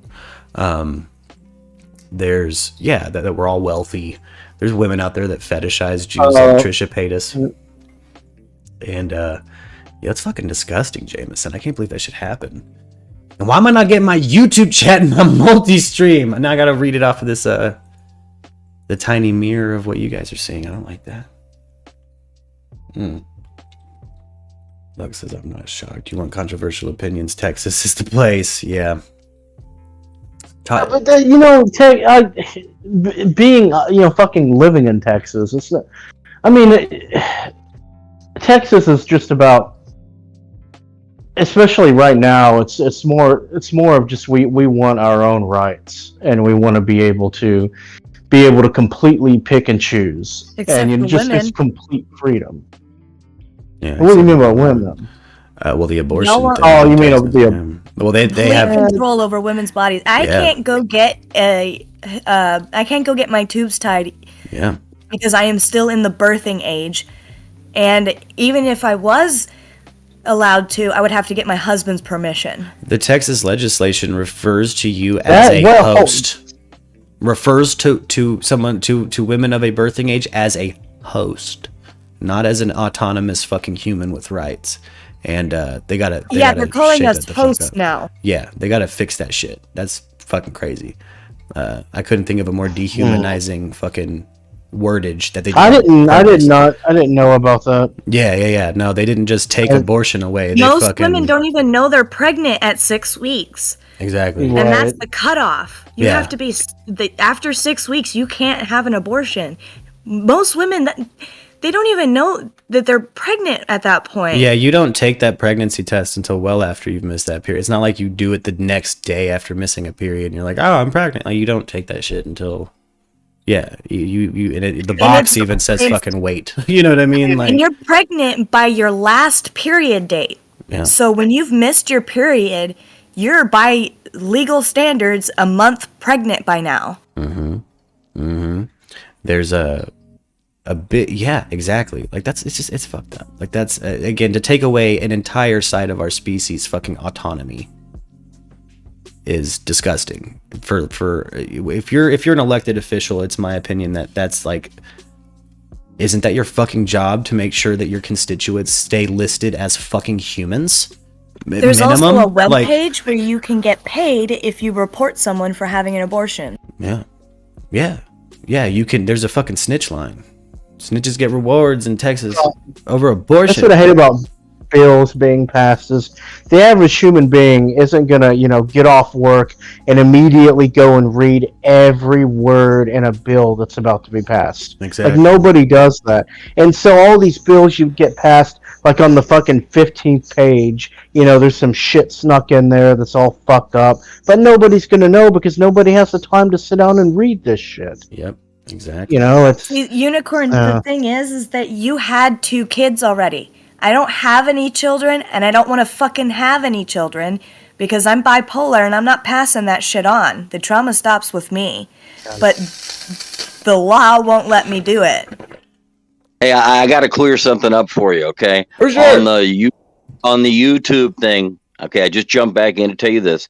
I said 2 statements, and sometimes it's hard to translate and get the interpretation. It sounds like, if I'm trying to say something funny, it might sound like I'm being insulting. When you were talking about the women's pregnancy rights, I said they want to call them hosts. And I said, oh, like alien, which I mean that with all disgust, okay? I think we know you well enough, John, to know that you didn't necessarily mean any offense by that, just a cinematic reference. And then the other thing was, I heard some insane congressperson saying that they believe, some lady, I think Marjorie Green or something, she was trying to say there was a Jewish space laser. Yeah. Okay, that was causing the fires in California. Yeah. And I just wondered if you guys had heard about that. And I said, yeah, speaking of Jewish space laser, we get blamed for everything. They find a way to blame us. The exact wording she used. Yeah, she actually was trying to say that some Jewish-owned corporations had teamed up, created a laser in outer space, okay, and it was actually firing down on California, causing the fires and other natural disasters, right? And it was blamed on this Jewish space laser, and you can't tell these people it's not true. You can't prove it, so they believe it. And then in my hometown in Richmond, capital of the Confederacy, like I said, they actually wanted to put the curriculum in effect that teaches that slaves were actually paid laborers. Okay. Yeah. And they actually didn't mind being there. Yeah. They found it to be pleasant. They were happy to have a job. Anti-Semitics have come at me frequently with, the Jews weren't slaves. They were paid in grain. You mean they were fed? That sounds like someone drunk. That sounds so Jewish space laser. Look, like that sounds like some redneck term or some drunk. Like, let's get the Jew spice line. Yeah, like how is that even a? That's so ridiculous. Well, man. You got to look at the source. You got to look at the source of this stuff. Okay, This lady did a commercial for her campaign when she was running to be a senator or something, where she's sitting in her pickup truck. I swear to God, she's sitting in her pickup truck. She's got a Bible in the palm of her hand, and then she puts a gun on top of that, and she goes, "I believe in America." Okay, and this is these are my beliefs, and I believe every American holds these things close to their heart. Okay, and she's the one coming up with the space laser. Okay, the Jewish. Yeah, of course. Yeah, of course. Yeah, so that's weird. And then she's also. I'm just thinking, like, she must like get up in the morning and fucking like chain smoke, and she's like beeping at every person that fucking cuts her off on the highway, and she's fucking listening to Rush Limbaugh. Yeah. Oh yeah. Oh, she's a bleach blonde. Okay, and you've probably seen her. She's a bleach blonde. Looks like she's about a 40-year-old divorcee. And she likes her wine in a box. Okay, and she hangs out with her girlfriends and says, "I'm gonna tell them this one. this is a good one. I'll tell him there's a Jewish space laser. And then she comes out and she says this shit. And if you don't believe her, she's got her gun. I pulled her up in the on the screen here. Yeah, Marjorie Taylor Greene. She's fucking nuts. And yeah, man. Again, like a lot of the stuff she's saying, that was bred in World War II by Nazis. Like that's that level of propaganda and conspiracy. That's why I don't really entertain it on the show that Jews are fucking running the world. Like, because I know for certain Wait, is they're not. this the lady that said that? Yeah. That we're looking at here? Yeah. This is the lady that said that a Jewish space laser is causing California wildfires. She looks racist. Yeah. She. I gotta Like you could just tell. I gotta tell you, Mark. I don't know a lot. Oh my god! She looks like she has a Confederate flag at home hanging on her front porch. Like that's, jeez, dude. She has it in her office. Yeah. Yeah. Oh god. Yeah. She's the type of lady to pull down the neighbor's Black Lives Matter flag or trans, like LGBTQ flag. Yeah. They also say that she was one of the people who actually aided the people who stormed the Capitol on January 6th. That she was one of them who was seen a couple of days before walking one of the people who was involved in that through the Capitol, showing them around. Basically showing them which doors would probably be the best ones to come in and stuff like that. Now, they can't pin her for it, but there is evidence that she was walking around with one of the people who was later arrested. Okay, that's on camera. Okay, now she they looks don't know like Dog the Bounty Hunter's side chick. She looks like an idiot that would fly coach to a riot. Yeah. It's my favorite thing about January 6th. A bunch of idiots flew coach to a riot and got stuck. Who flies coach to a riot? Who flies to a riot? Take your fucking car, idiot. That was the most obvious, like, Trump for the left roundup of the right I've ever fucking seen. He managed to black van just as many people as he black van during the Black Lives Matter protests. That was insane. And because of her behavior and the things like the space laser and things, because of that, she's had most of her responsibilities and duties in Congress or Senate or whichever she is. She's had most of those things stripped from her. And pretty much now, all she does is she goes on a lot of, what do you call those? The running things. Oh fuck, man! When you go on these runs like the like a marathon. She's just doing like the marathons for like charity marathons and shit.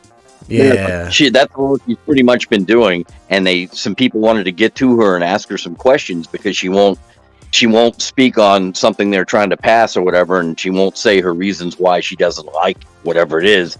And so they confronted her. Even when she was running a marathon, a few people jumped in and started running beside her, just going, so what is your stance on this and that? And she, no comment. And she's running all, it's hilarious, man. She's a whack job, you know. But anyway, yeah, she thinks there's a Jewish space laser. Yeah. And just one thing I wanted to say, man, I never understood the Jewish culture, and I wanted to know more.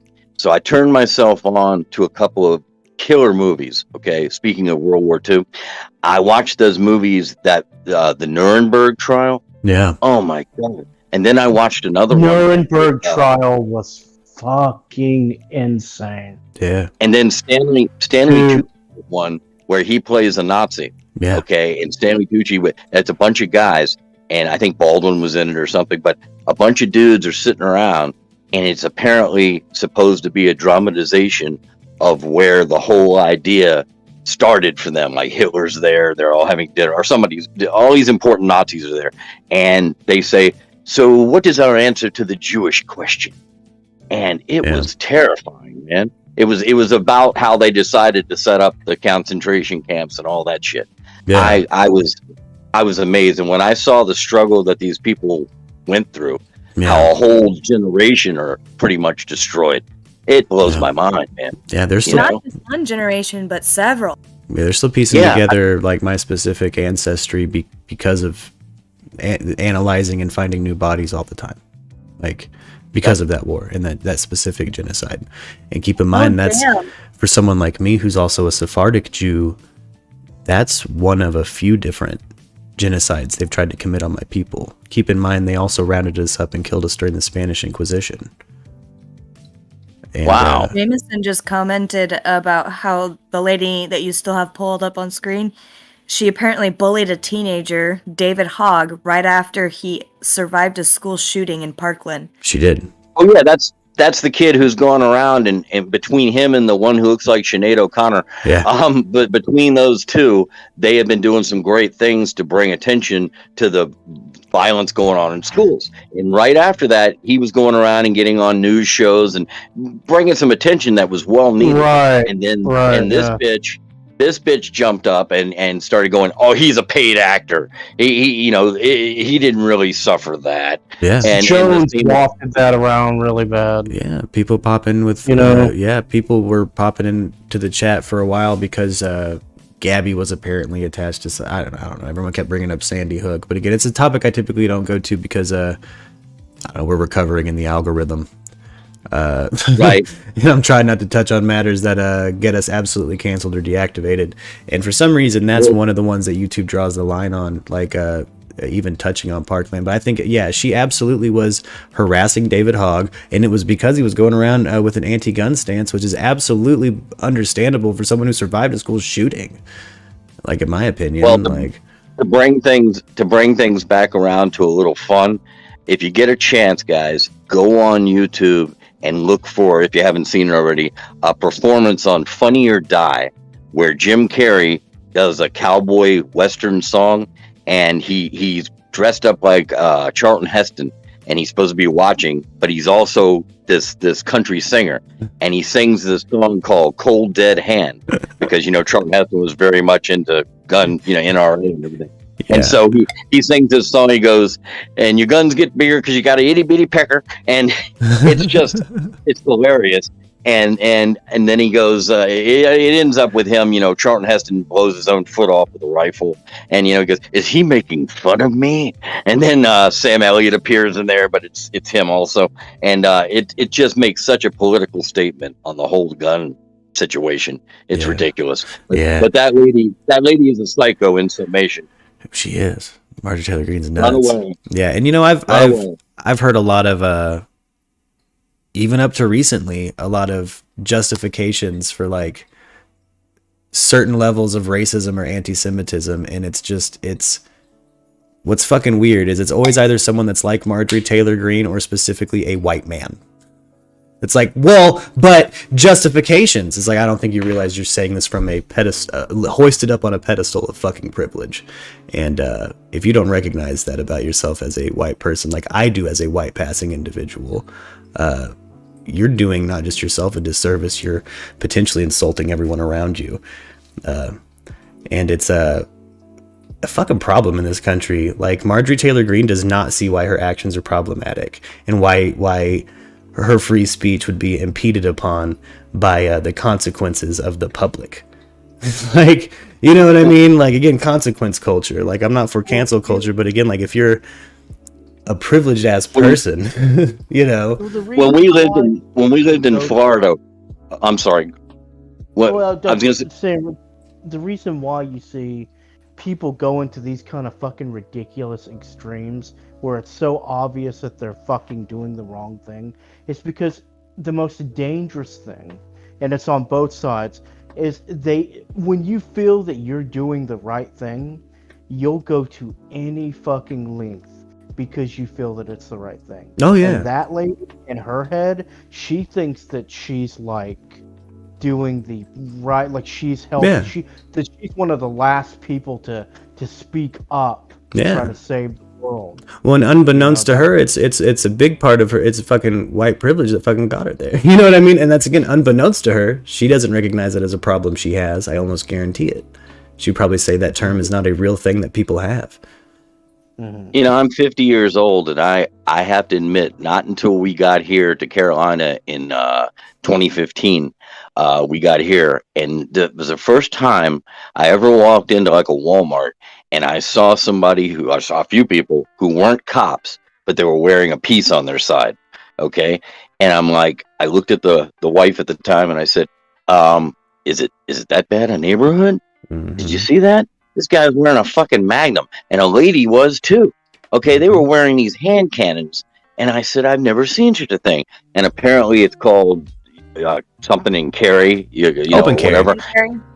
Yeah, and they've got the right to do that. Mhm. And I was like, It's wow, open are carry we where in I'm evil? at. No. Yeah. Oh, it was like, and I thought it was like hee haw hell. This party was called Raleigh.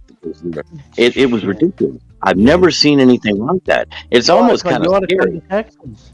They just passed a law here in Texas where you don't even have to get a concealed carry anymore. Yeah. You can just go buy a gun, and which personally I like because I can protect myself. Because Dallas is getting really bad. But Right. it's dude.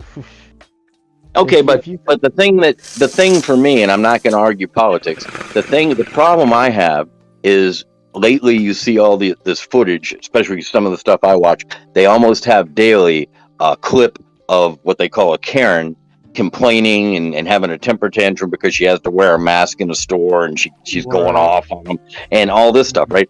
And if all those Karens I've seen and Kens, okay, if all these Kens and Karens I've never heard of. Yeah, that's what they call the male ones on the shows I watch, right? I watch a YouTube news show called the Young Turks. They're progressives, is what they're called. Anyway, but if these Kens and Karens were going off like this, like they show them doing, and they also had a gun strapped on, we'd probably hear a lot more bad endings to these situations. I mean, as it stands now, it's bad enough. I mean, they showed a lady at a Victoria's Secret, and she was one of these Karens. And I don't know what had happened to piss her off, but somebody filmed her. She starts telling off the help, and all the employees were black, and she was know white. Exactly what video you're talking. Yep. She was being disgusting. Yeah. And she ended up hitting the floor and blubbering on the floor going, "Stop filming me, stop," because she knows she's ridiculous. Yeah. And so she's like, don't film me. And she's chasing the help around the store. And now imagine a woman like that with a gun strapped on. Yeah. Okay? It's scary. Hell no. Dude, there has to be some, I think that you really need to be vetted before you have a weapon that can take somebody's life in an instant. 100% agree. Really need to be vetted. And Yeah. I think it's like in Texas, bro, the first time I got a gun, it was way too easy. In Texas, they have this thing every couple of months called the gun show. And all these fucking people go to it. Same in Arkansas. Mhm. Yeah, and dude, I literally bought a 12 gauge illegally sawed off shotgun. That's a really short gun. And the guy, I had my ID out because I thought he was going to need it and I was going to need to fill out a background check paper and everything. And he looks at me and he winks at me and goes, "Nah, kid, you go ahead."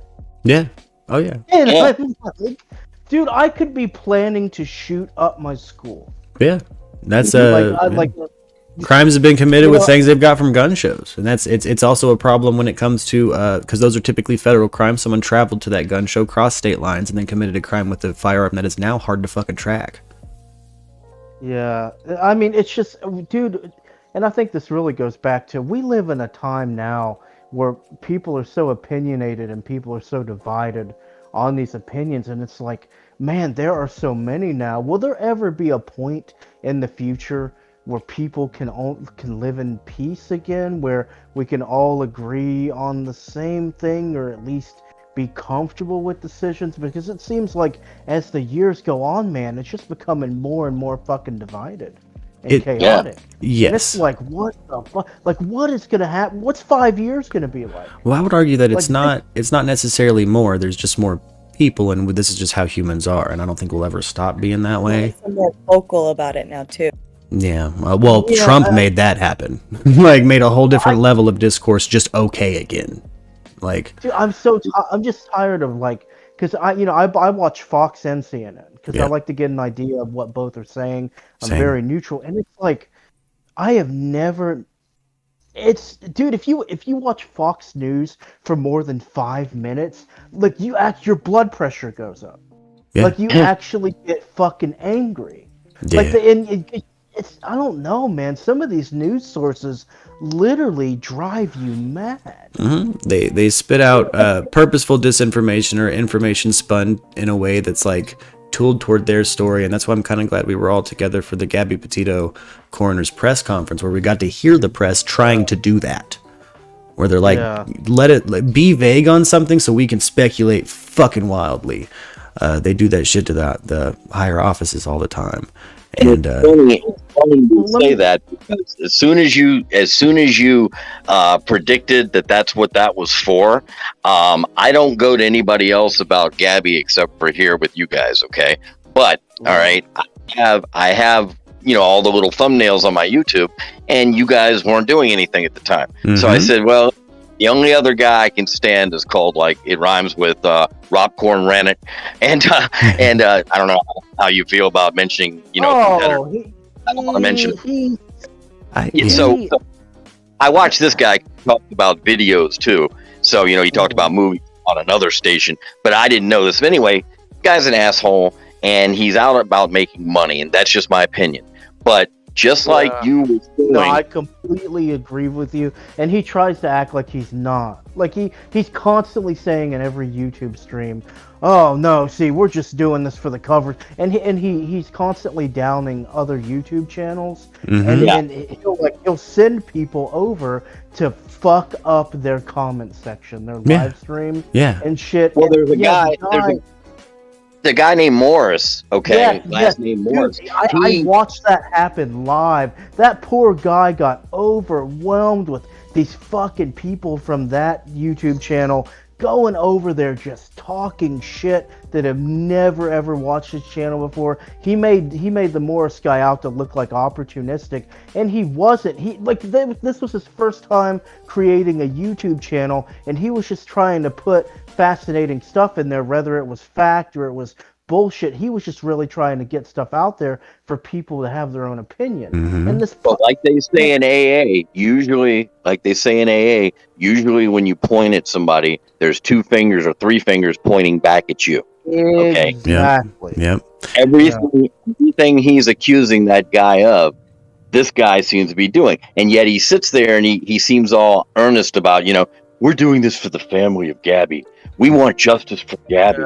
And so my point though was, so he was stating the same exact shit, Murk, that you were saying was going to be said by the lengthy gaps in the explanations. He was like, "But what does that really tell us? What does that really tell us?"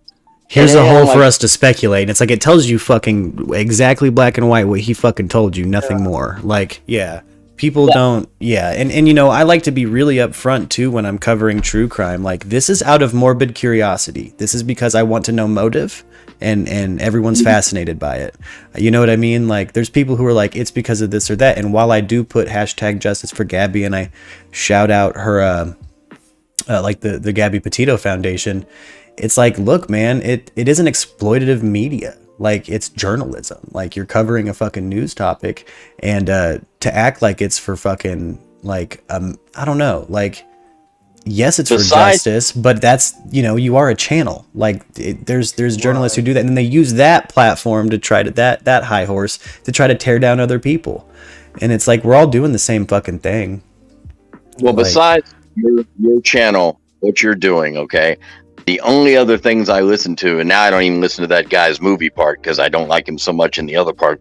But I listen to people who talk about old movies, and there's a couple of really funny guys who play scenes from movies and talk about it. There's a guy from Canada, and his name is Brandon somebody, and he looks like he calls himself a Canadian Dexter, and he's hilarious. And he sits on his he plays an old movie from, could be the 80s, could be the 60s, and he'll go, "So how that guy got in the scene, I will never fucking know." And but he's hilarious, and I'll watch anything about old movies. And there's a lot of guys that do what I do with the models, and they just happen to have been smart enough to start a station or a channel about it. And my kids even tell me, they say, "You should do one of those, Dad. I agree. Give you something to do." I agree. And they show you techniques and things, okay? But it wasn't until, as I've said many times to you, it wasn't until I saw that notice on my Google about news, and it was about Gabby, and I came over, did I discover you guys.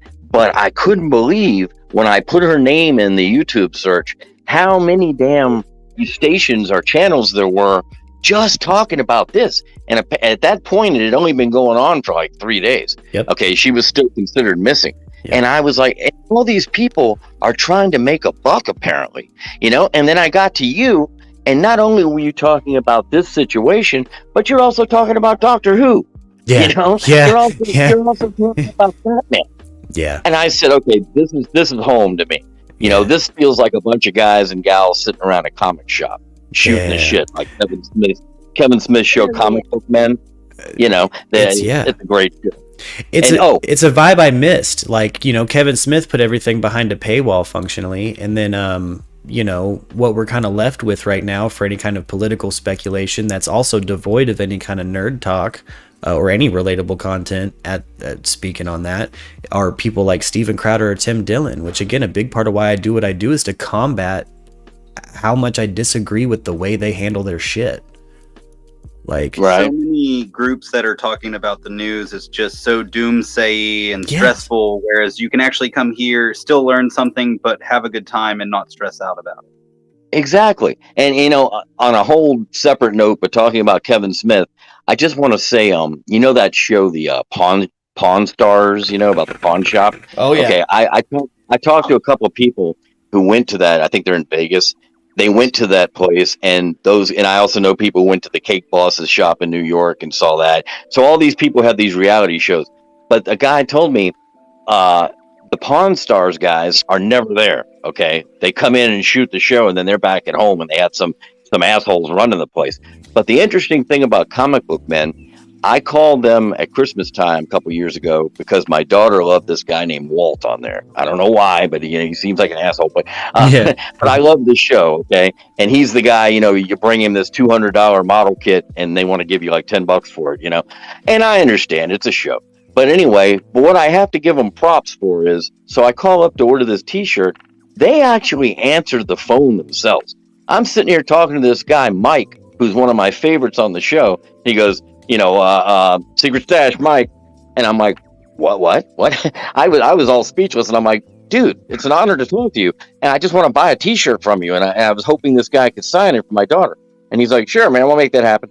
And so I'm impressed that they actually are living and walking the walk, where the pawn shop guys, they're never there.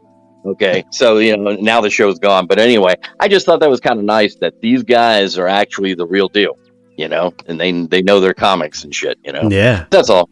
Yeah, but they really are. A couple of those dudes from the Comic Book Men crew are what inspired. It's what's his name, Walt and Kevin were the inspiration to the original Clerks duo. Oh yeah. And I really like that show. The best scene in Clerks. I never was a big fan of those. I liked the later movies he did, but I did like in Clerks when I worked in a video store back in the 80s, and so the guy's in the video store, and little girl comes in, and she's looking for a video called Happy Scrappy Pup. So the guy's on the phone with his distributor.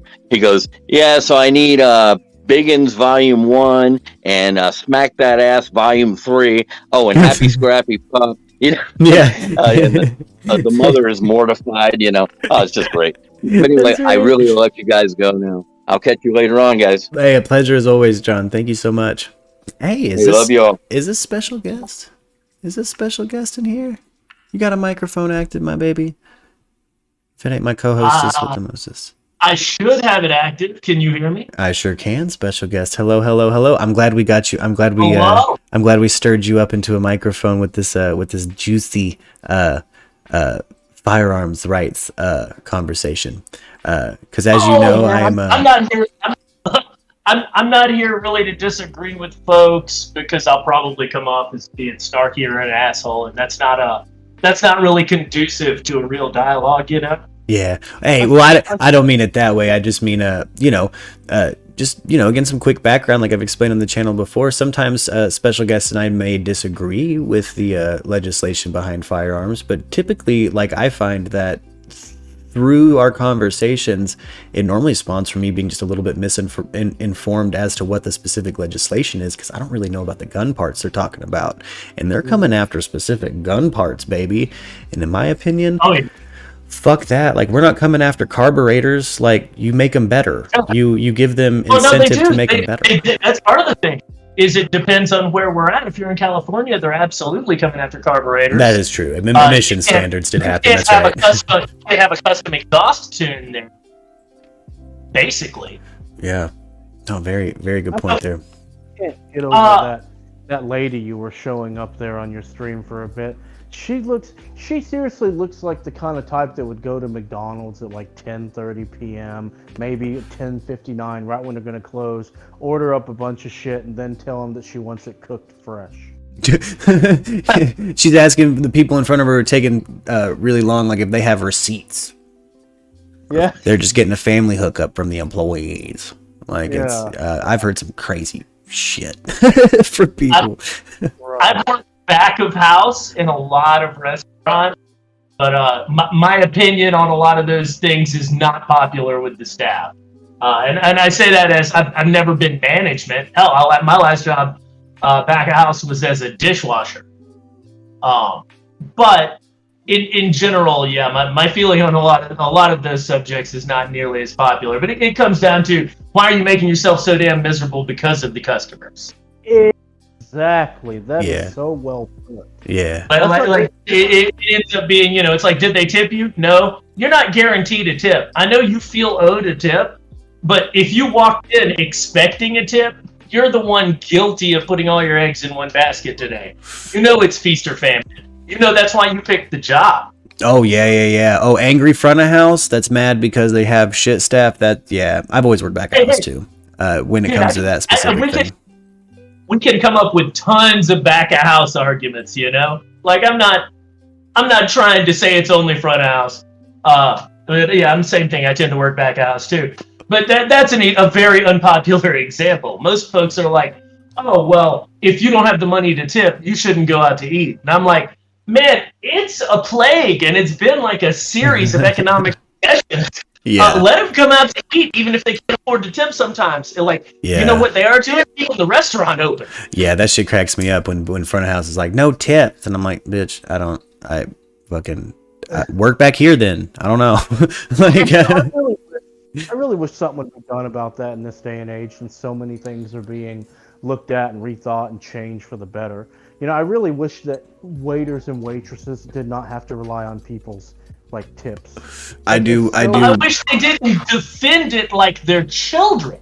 Yeah. Like that's just like saying bigger cages, longer chains. Exactly. You shouldn't have to perform for that tip. Exactly. Right? You should be paid enough to do the job, and if you don't want to do that job because you enjoy serving, then you're not going to be there. Somebody who sort of likes that work will be there for a reasonable wage. That's my idea. But you try and bring that shit up now, and people are like, "No, my tips."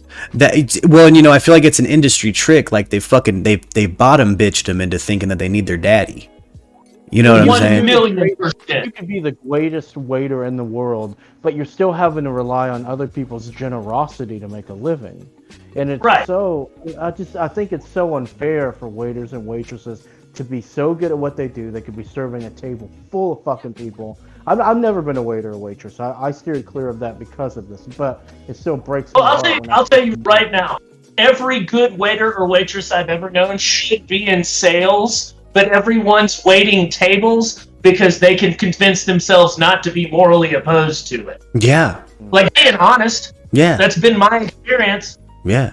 No, absolutely. Where it's like, yeah, you could absolutely take a what somebody in a sellout culture, in quotations. Yeah. You know what I mean? Like sometimes I've definitely seen people keep that front of house grind and live off of tips into their 40s, and it's only because they don't want to be a sellout. Dude, that's the same guy still in high school emotionally. Yeah. And it's like, baby, being successful is not selling out. And if it is, then fucking do it. Like, there are plenty of people that's the job they can do, and they can do it well, and allows them to pay them to feed their families, and that's their number one concern. Yeah. And let's make some room for them. Yeah. That's sort of my point. Is let's pay them what they're worth and make some room for those people who can do that work. As opposed to a lot of folks who are basically, I mean, you've met those front of house people who it's like, oh yeah, they get a fair amount of tips, but they're also terrible at their job. They're bad at it. Fuck them. I hate people like that, man. Yeah. They speak for the waiters and waitresses and don't give them a chance to say anything. Yeah. And it just, yeah. I will Jameson just made the best point. He says it's a class view. People use low-income people to maintain class differences. Their logic is you must tip because they're low income, but you can't go out to eat because you're low income. No, it's a double bind designed to keep the pores out of view. It's a fucking pimp trick. It's from the book Pimp. Straight up, Jameson. Very good point. Like, agreed. Yeah, it is. Yeah, like they've tricked them. That you're tricked out if you're working in front of house and defending Iceberg Slim.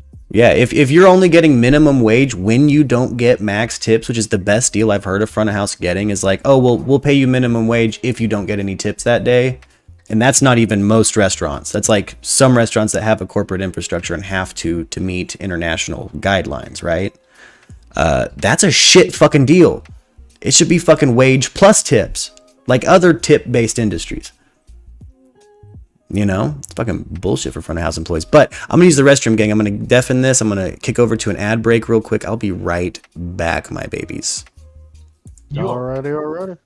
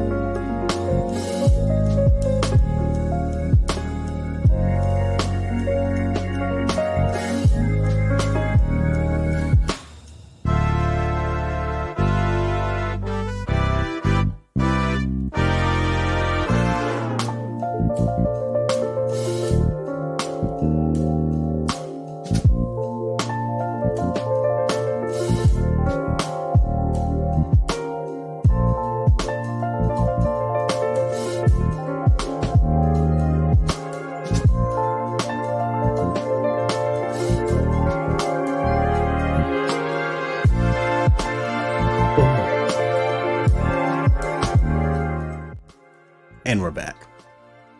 Get this Discord popping back, oh baby. Is it North Craig? Right off Dixon. Where that place was is demolished. It's not there anymore. It's a parking lot. Yeah. Oh snap! If you're talking about where I think you are, I lived there too once. Was there a basement underground where Trent lived? Oh no, that was a little down the road from where I live. Oh shit! That's where I live. That was a little down the road, he says. We are live on air, gang. We back. I'm back from pee. That was the world's longest pee. It was like that straight up Austin Powers pee. Heck yeah, dude. As long as you feel better. Oh. Dude, being 43, I catch those sometimes at like 3:30 in the morning. Oh, I got that distended bladder from having those stones holding back pee for 10 years. I just had that partially full bladder for 10 years, and it's like, sometimes I get these pees that are like, this is a pregnant lady pee. This ain't. Good time. Yeah. Good time. This is that big bladder dude, pee. Oh. Yeah, I feel like I'm peeing for two when I'm doing that.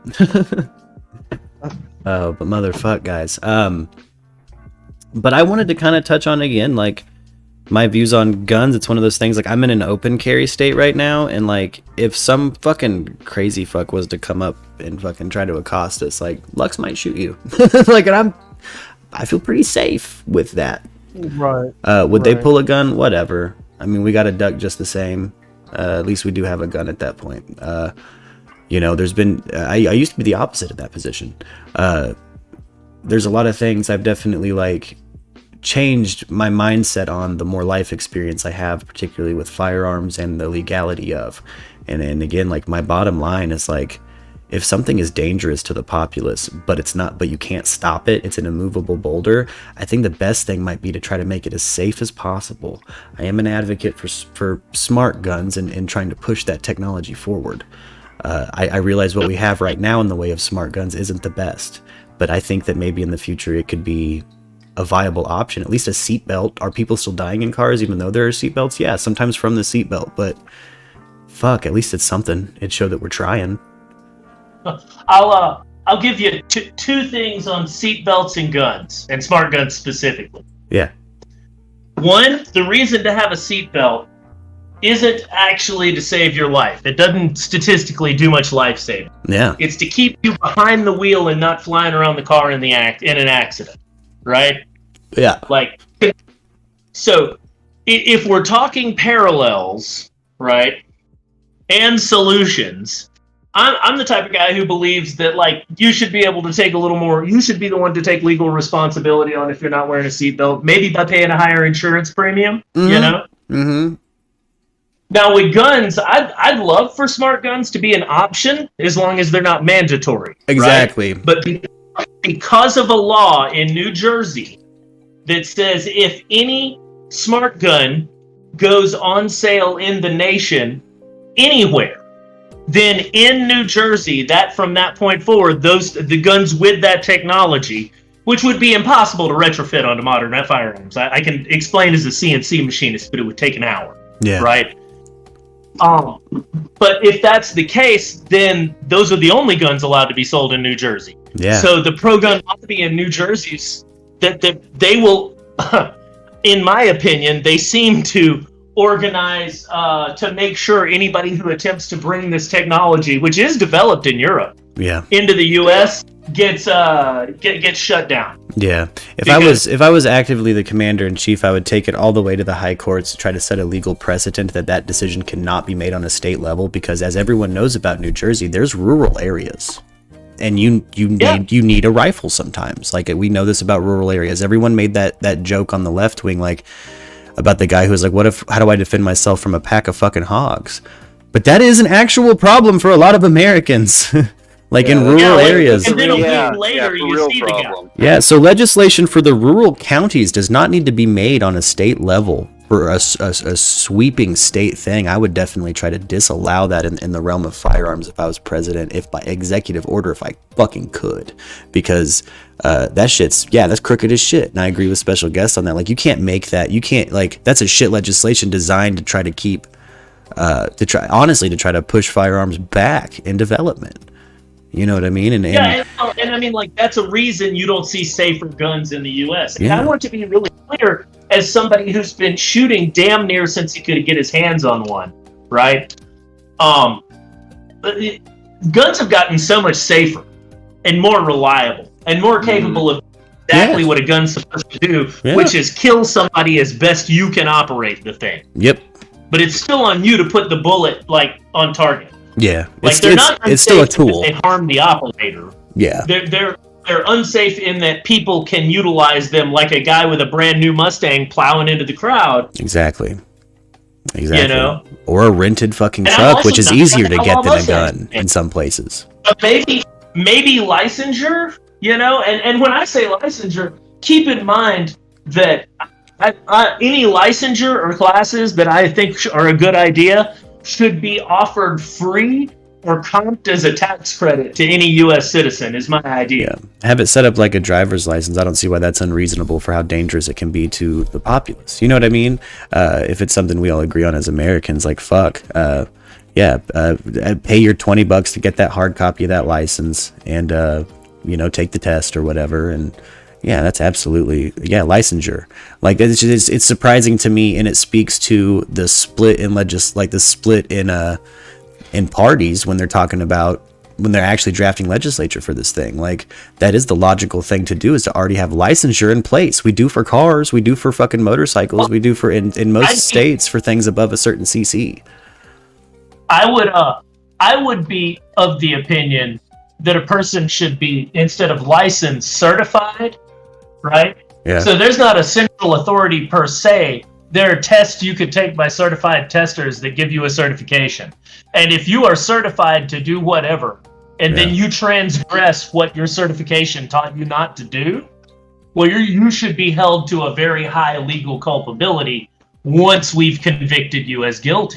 Yeah. I mean, it's functionally, like how it'll work, like how it already kind of works with like vehicular manslaughter, right? We have an infrastructure bill where we can kind of trace people and who's allowed to drive. And licensure for driving an automobile is kind of like getting certified. Like you do still have to test in front of somebody and, It's very similar. I would say that if you want to get more people on board for the idea, the difference is we've said in court that operating an automobile is not a right. But we've held in the Heller decision that owning a firearm, and I suspect in the upcoming decision it'll be carrying a firearm, is a right. Yeah. And so if that's the case, you don't want it through if you want to get it passed, you don't want a system where third parties can pull the certification unless it's a very significant thing that's going on. Yeah. Yeah. Like court has to get involved, not just not like in the case of a red flag certification. Yeah. A red flag. Yeah. You're kind of in favor of something that's maybe a little more, not intensive, that's probably the wrong word, but just a step above like a licensure functionally. You know what I mean? Where it's like you're actually going and they're securing the fact that you are not just capable, but like we've seen you use multiple types of firearms and we know you're not going to just blow your own hands up. Yeah, well, I would like to see all of that as part of getting your certification, and then once you've got your certificate, Yeah. And I'd like the certification courses once again to be free because it's a right, or tax comparable, however you want to view it. You don't pay up front, or you pay and then they take it out of your taxes. Yeah, but that's because it's a right.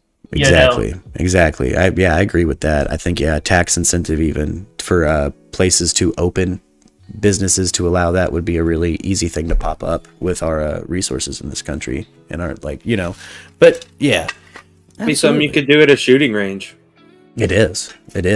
Yeah, as long as you've got decent instructors running real courses, coming from the gun culture, man. There's a lot of places where the certification that you get on your shooting test and everything is, to my mind, pretty nominal. Yeah, it's like which end's the barrel? Where's the trigger? Here you go, dude. Yeah, basically, it feels like that, and I'd like a little more training than. Yeah. I think for everyone's safety, I mean, they make sure you can do a lot with an automobile before they give you that license.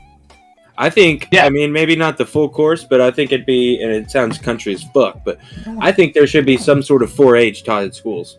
With like how a gun works and gun control and gun. Every American can almost get their hands on a gun. So every American should know. Yeah. Dude, up until the early 70s when America went nuts post the Manson era, they did. you could take shooting in public schools, in most public schools, from everything I've been able to find. Skeet, Skeet was something that my grandpa talked about participating in like high school. They should bring that back. I mean, if anything, it would cut down on all the accidental shootings you see happening. Yeah. You know? Well, and everyone's so polarized on the issue, and it's one of those things that it's like Mark said, you know, it's what I call a rock in a field. Mm-hmm. Man, you woke up one day, there's a rock in the field, you don't have time to move it before it's time to plant and harvest. You make do. Yeah. Well, I mean, there's not just like more guns than American citizens in America. I will tell you, as a CNC machinist who went so he could learn how to gunsmith, it's easy. It's simple. It's $500 to start making Mac 10s. Yeah. Right? Yeah. That's how easy and simple it is. And you can get it all from Harbor Freight as long as you're clever. I've seen Filipino kids make them out of dirt. You know, make guns out of dirt, basically. Like, you know what I mean? Like, you can't put a cap back on something that's like that. Like that's why, again, like we brought up on the show in the past, like I am prohibitionist mentality, and it's something for some reason they don't bring up with guns, and they fucking should, because this is the issue we're talking about. We need to make it safer because the illegal versions are fucking dangerous. Yeah. You know? Beyond dangerous. Because you're going to get machine guns. You're going to get small, hard-to-control machine guns. That would be like if somebody built an F1 racer in their garage. Mm-hmm. Yeah. Yeah. Fucking dangerous. Can make it go blind like that old fucking White Lightning, boy. Yeah. Jameson asked a good question. Oh, which is, oh, go ahead. Sorry. Oh, no. So sorry. Please read it for me. I was just going to explain. For some reason, my multi-chat isn't showing up anymore. Started about like 40 minutes ago. So it's just giving me what songs are playing. if you please read it. Please read it out loud if you don't mind. If you guys see some in the chat. Yeah, he asks, should parents be held legally responsible if they fail to properly secure a gun in the home and their child takes that gun to commit a school shooting? And I think absolutely 100% yes, they should. Yeah. You know, having a sister like I had, it does put me on kind of both sides of it sometimes. Because while my parents are massive fuck-ups, I do feel like if someone like my sister wanted that weapon, no matter what means they went through, she's going to steal their shit. But they should have a gun safe. And it is hard to break a safe. If they had a safe, dude, at least in this case, they tried against somebody so wily. And I've met your sister, and you are correct. Like, she'd take the safe and get the safe open. Yeah, but at least then you have defense. The majority of people are not your sister. Yeah, exactly. And, you know, and in that situation, if you were to put it in a safe and she stole it and you can prove that she fucking took a safe and busted it open, then, you know, at least you have some defense. You know what I mean? You can at least, if they do try to make you legally fucking responsible, you can say, look, I did everything I could as a legal gun owner. You know how I am, but I don't have kids. Like, Milton was never going to grab a pistol. Yeah, you know? Yeah, exactly. Well, and I've seen how you handle it when there are kids expected to be around, and Thor does the right, responsible thing. You know what I mean? Like, there's, you know, I probably just used your real fucking name. Special guest, excuse me. He handles that situation in a very adult, responsible way.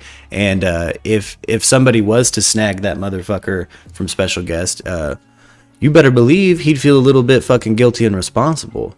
I mean, I'd be trying my best to lay on top of them because it's my responsibility. Exactly. That should really speak to special guest strength of character with that. Because that's exactly. Yeah, that's not an issue. If a situation's dynamic and changing, you err on the side of everyone's safety, not your safety. Yeah. Like, that's my idea, because in my case, I'd be the one who had brought this dangerous implement into play in any form. Yeah. So it's my responsibility. Yeah. Yeah. So like, you know, special guest would absolutely. Even if it wouldn't have made it to court, or even if a cop would have told him he wasn't, it's okay. Like, it wasn't your fault, boo boo. I know that you would hold a certain amount of like actual remorse and sympathy for it. You know what I mean? Like for the situation and fucking hold that weight. And a lot of people, I don't know. I really do hope that most gun owners hold that kind of responsibility, or at least that culture spreads more, because guys, it's something that's turned my mind around to something that I used to not really tolerate at all. Just special guest as an example of a gun owner. Like, he does things right. Like, and that's you know, and from the lifestyle I've led, kind of rare. You know, and I really hope that fucking changes. So I think maybe, culture push, certification, increase the safety in the infrastructure, make these safes also maybe something you can get a tax write-off on if you are certified to have a gun. No, absolutely. Look, everybody is so worried, I'm sure, at this point about how are we going to pay for all this. My answer to that is always that 1/4 out of every tax dollar that you lose goes to a black budget for the Pentagon you never get to see. So fucking take it from that. Yeah, take it, yeah, or fucking whatever we're spending on the trash that we fucking just send everywhere, like fucking space. Yeah, yeah. Like, how about less rockets? How about more gun safes? If it's an actual issue, but you know, this stops a certain level of fucking. I have kind of a theory on it, having watched numbers and kind of paying attention to trending news, right? What if they're not solving this fucking issue in a logical way to keep fucking eyes on both parties? What if they want the tensions to stay this way? For press, for eyes. It's a Bernays tactic. Like, this is, we keep the tensions controlled and constant. That feels like what American government's been the whole time to me. I mean, look, if I'm sitting back with the numbers and my highest rated video is a gun talk or a gun debate, I'm gonna keep the gun debates going. You know, and that's at the end of the day what a lot of these infrastructures are. They need those eyes. They need your votes. They want your attention. They've whipped up everybody over fear of their children dying. School shootings are real.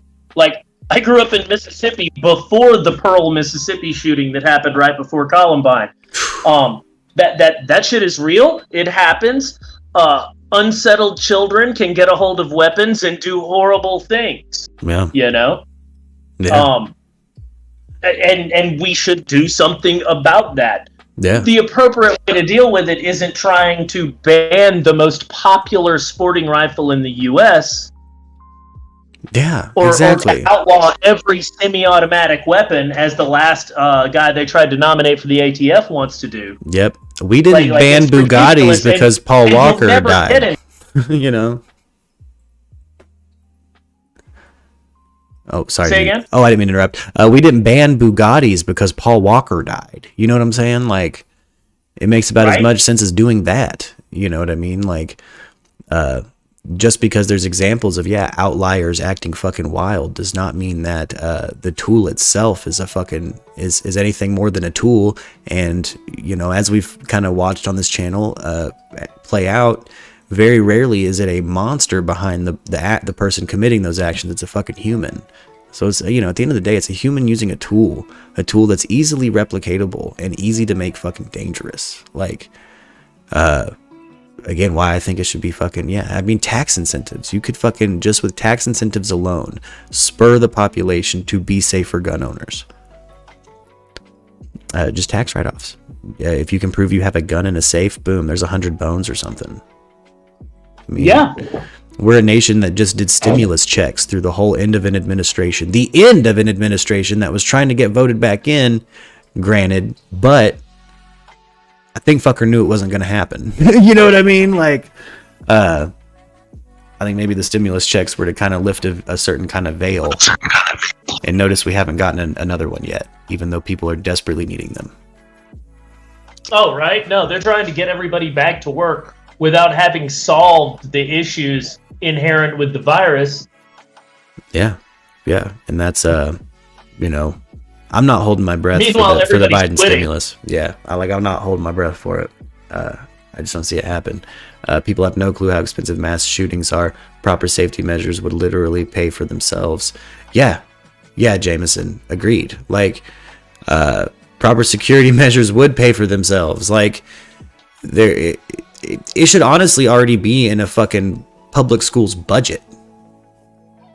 You know, the public school I went to had an armed cop. It's not unlike sex ed over the course of the last 2 decades. It's an uncomfortable topic that half the country really needs to get a little more comfortable with for their children's safety, because it's there. Yeah. Once again, more guns than people. And unlike in Australia, firearms are an identity issue for the entire time this country has been incorporated. Yeah. From the genesis of. I mean, you like literally, yeah, absolutely. Like, and it's an essential right we have. And I, again, as somebody who has been on both sides of the fucking fence with guns, I will say right now, I feel infinitely safer knowing my lady could just clap them cheeks if you come try to jump me. You know what I'm saying? Like, yeah. Like, I do feel safer. Dude. No, I'm normally carrying around 7 shots of 380 in one pocket and a reload in the other. There you go. Like, yeah.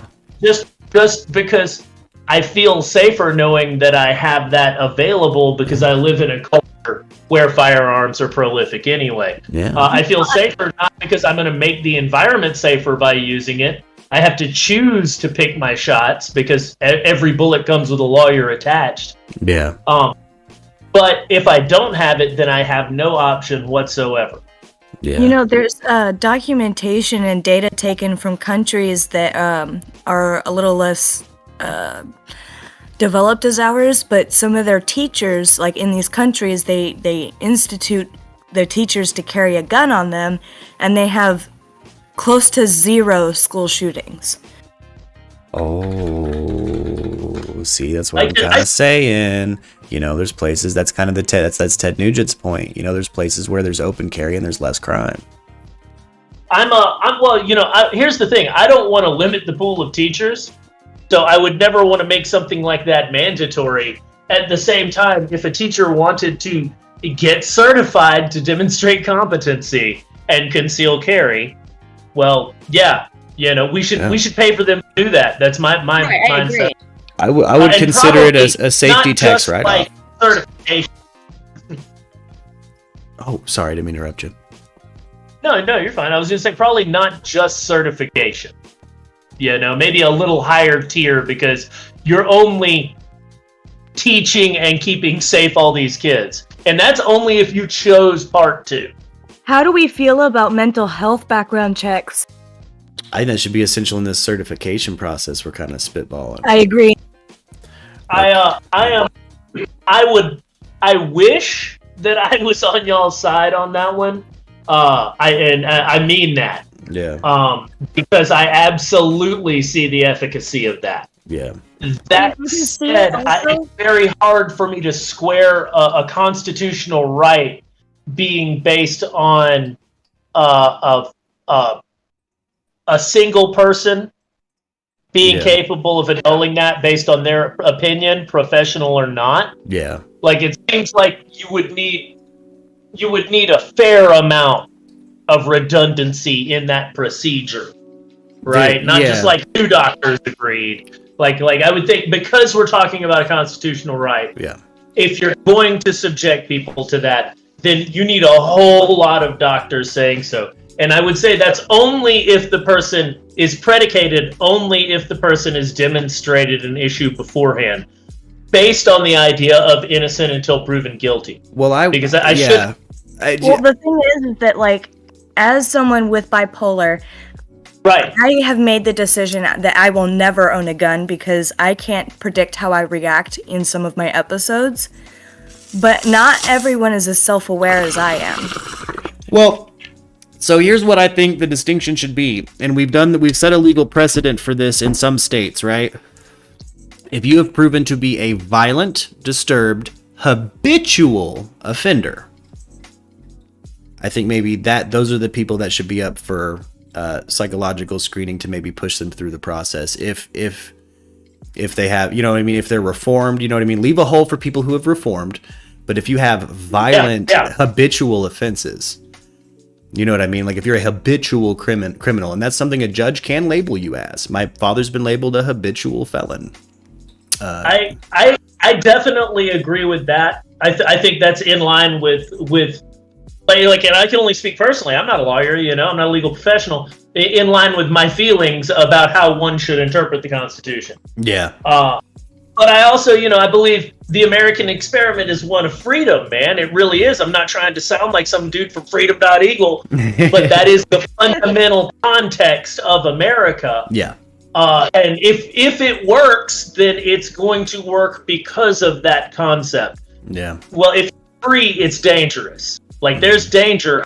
We should, as a culture, educate each other about the danger, not just be like, oh, fuck, we should outlaw quicksand. Yeah. Just teach people not to fucking walk in it. Exactly. Just teach people not to fucking walk in it.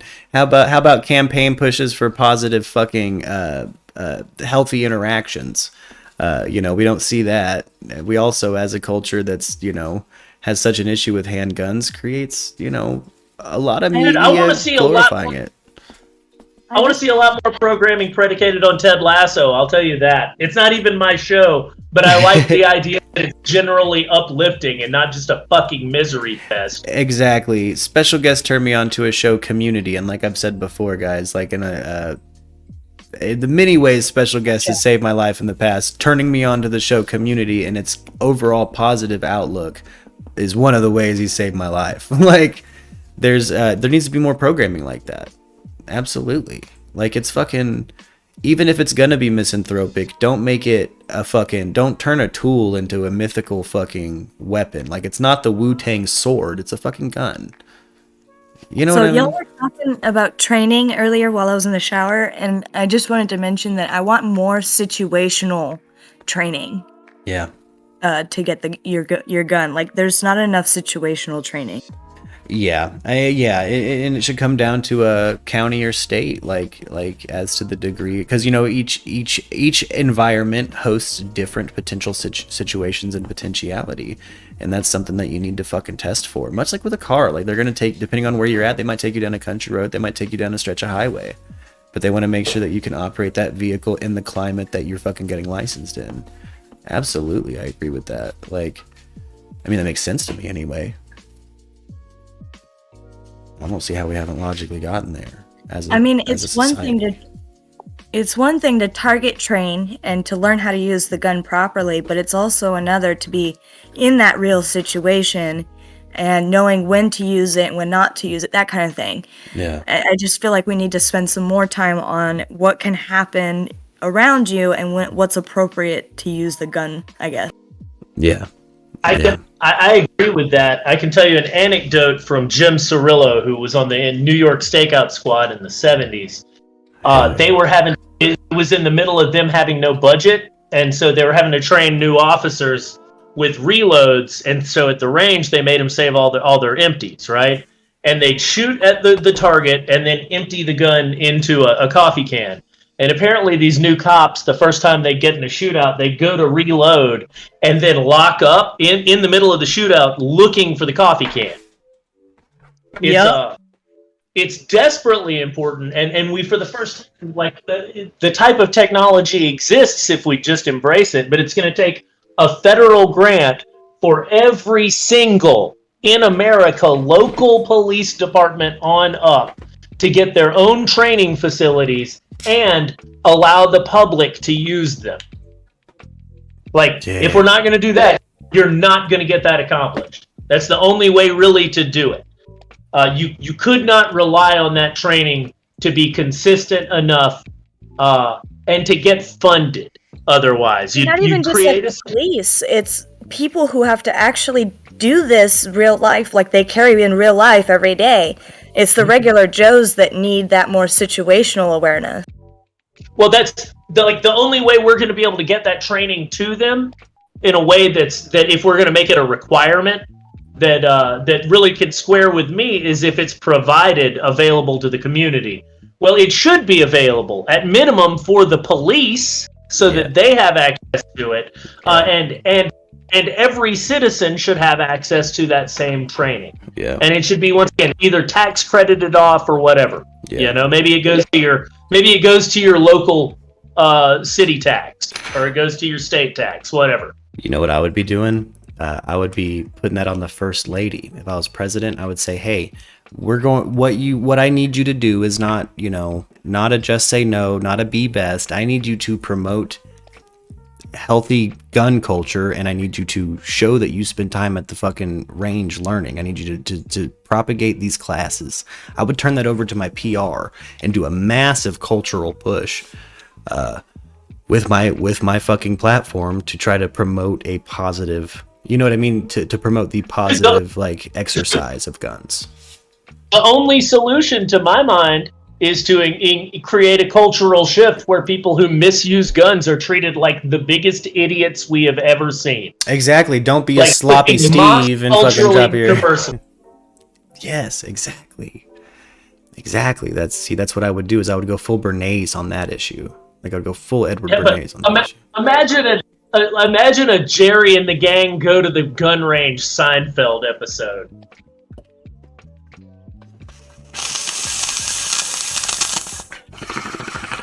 If I had a nickel for every time you about made me spill this bong, oh my god, that's fucking... I'm imagining that right now. That's fucking hilarious. But overall, healthy. You know what I mean? But overall, healthy. Oh yeah, I cleaned the bong. Everybody, if you haven't been here for a minute. I love it when audits, Debbie, when they say you're a tyrant. I fucking love that.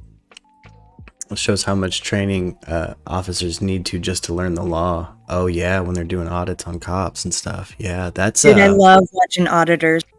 Yeah, that's... my friend group follows a very specific person who you could kind of call a federal agent auditor. Some people call him Fed Smoker online. Rest in peace, Conald. He kind of does that in a way, in his way.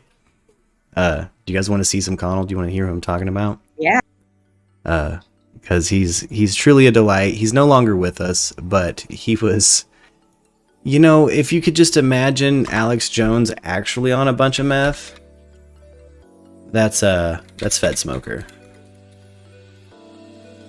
I watched like James Freeman or Audit the Audit online. Oh, and he kind of looks like it. Let's see here. Can you guys see this business up in Discord? I'm gonna turn the volume up. Oh, here we go. Here's a Conald compilation. Cold inbred fucking feeling when I shop in there. I'll be putting everybody on the net as baby rapers from now on if I see a flinch around me in this town.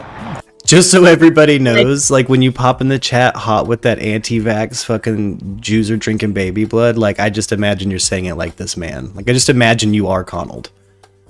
So just know that. I like him already. He's a beautiful individual. Get away with that with me. I'll put your fucking chief on the net as baby rapers. I get snubbed one more time out of this store. You watch and see, bitches. You watch and see, dog on the net as a baby raper too. The dog's a baby raper. He's yelling at dogs. Fucking baby raper. Here we go. I liked this record of his, but I'm more into his like original lineup. That material. Sometimes he jams with this dude. I'm with that guy in the keyboard 100%. It's become, you guys are gonna see him. There's a dude with like a old Casio or Yamaha. He's got this beat. He's got this riff. Conald's got the truth. He knows what he's doing, and he's been today. Yeah, do it. Yeah, look at that. Eat the little babies. I remember that line.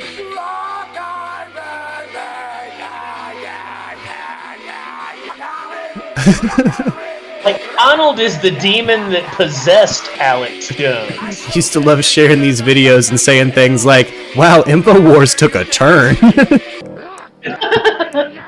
This one I specifically put the InfoWars fucking logo on at one point.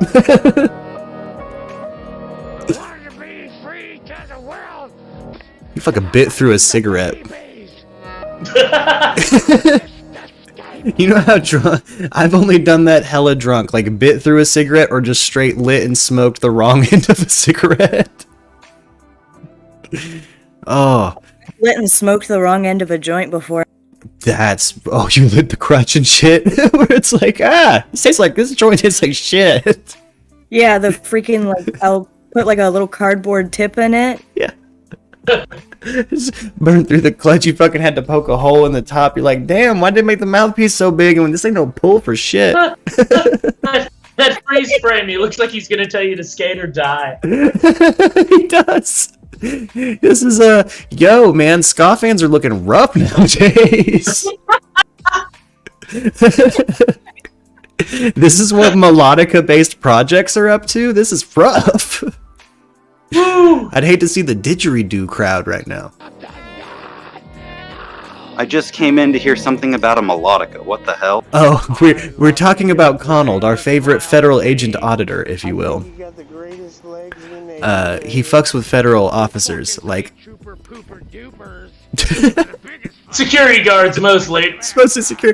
I forgot about the line. You state trooper super dupers. It wasn't. You state trooper pooper dupers is what it is.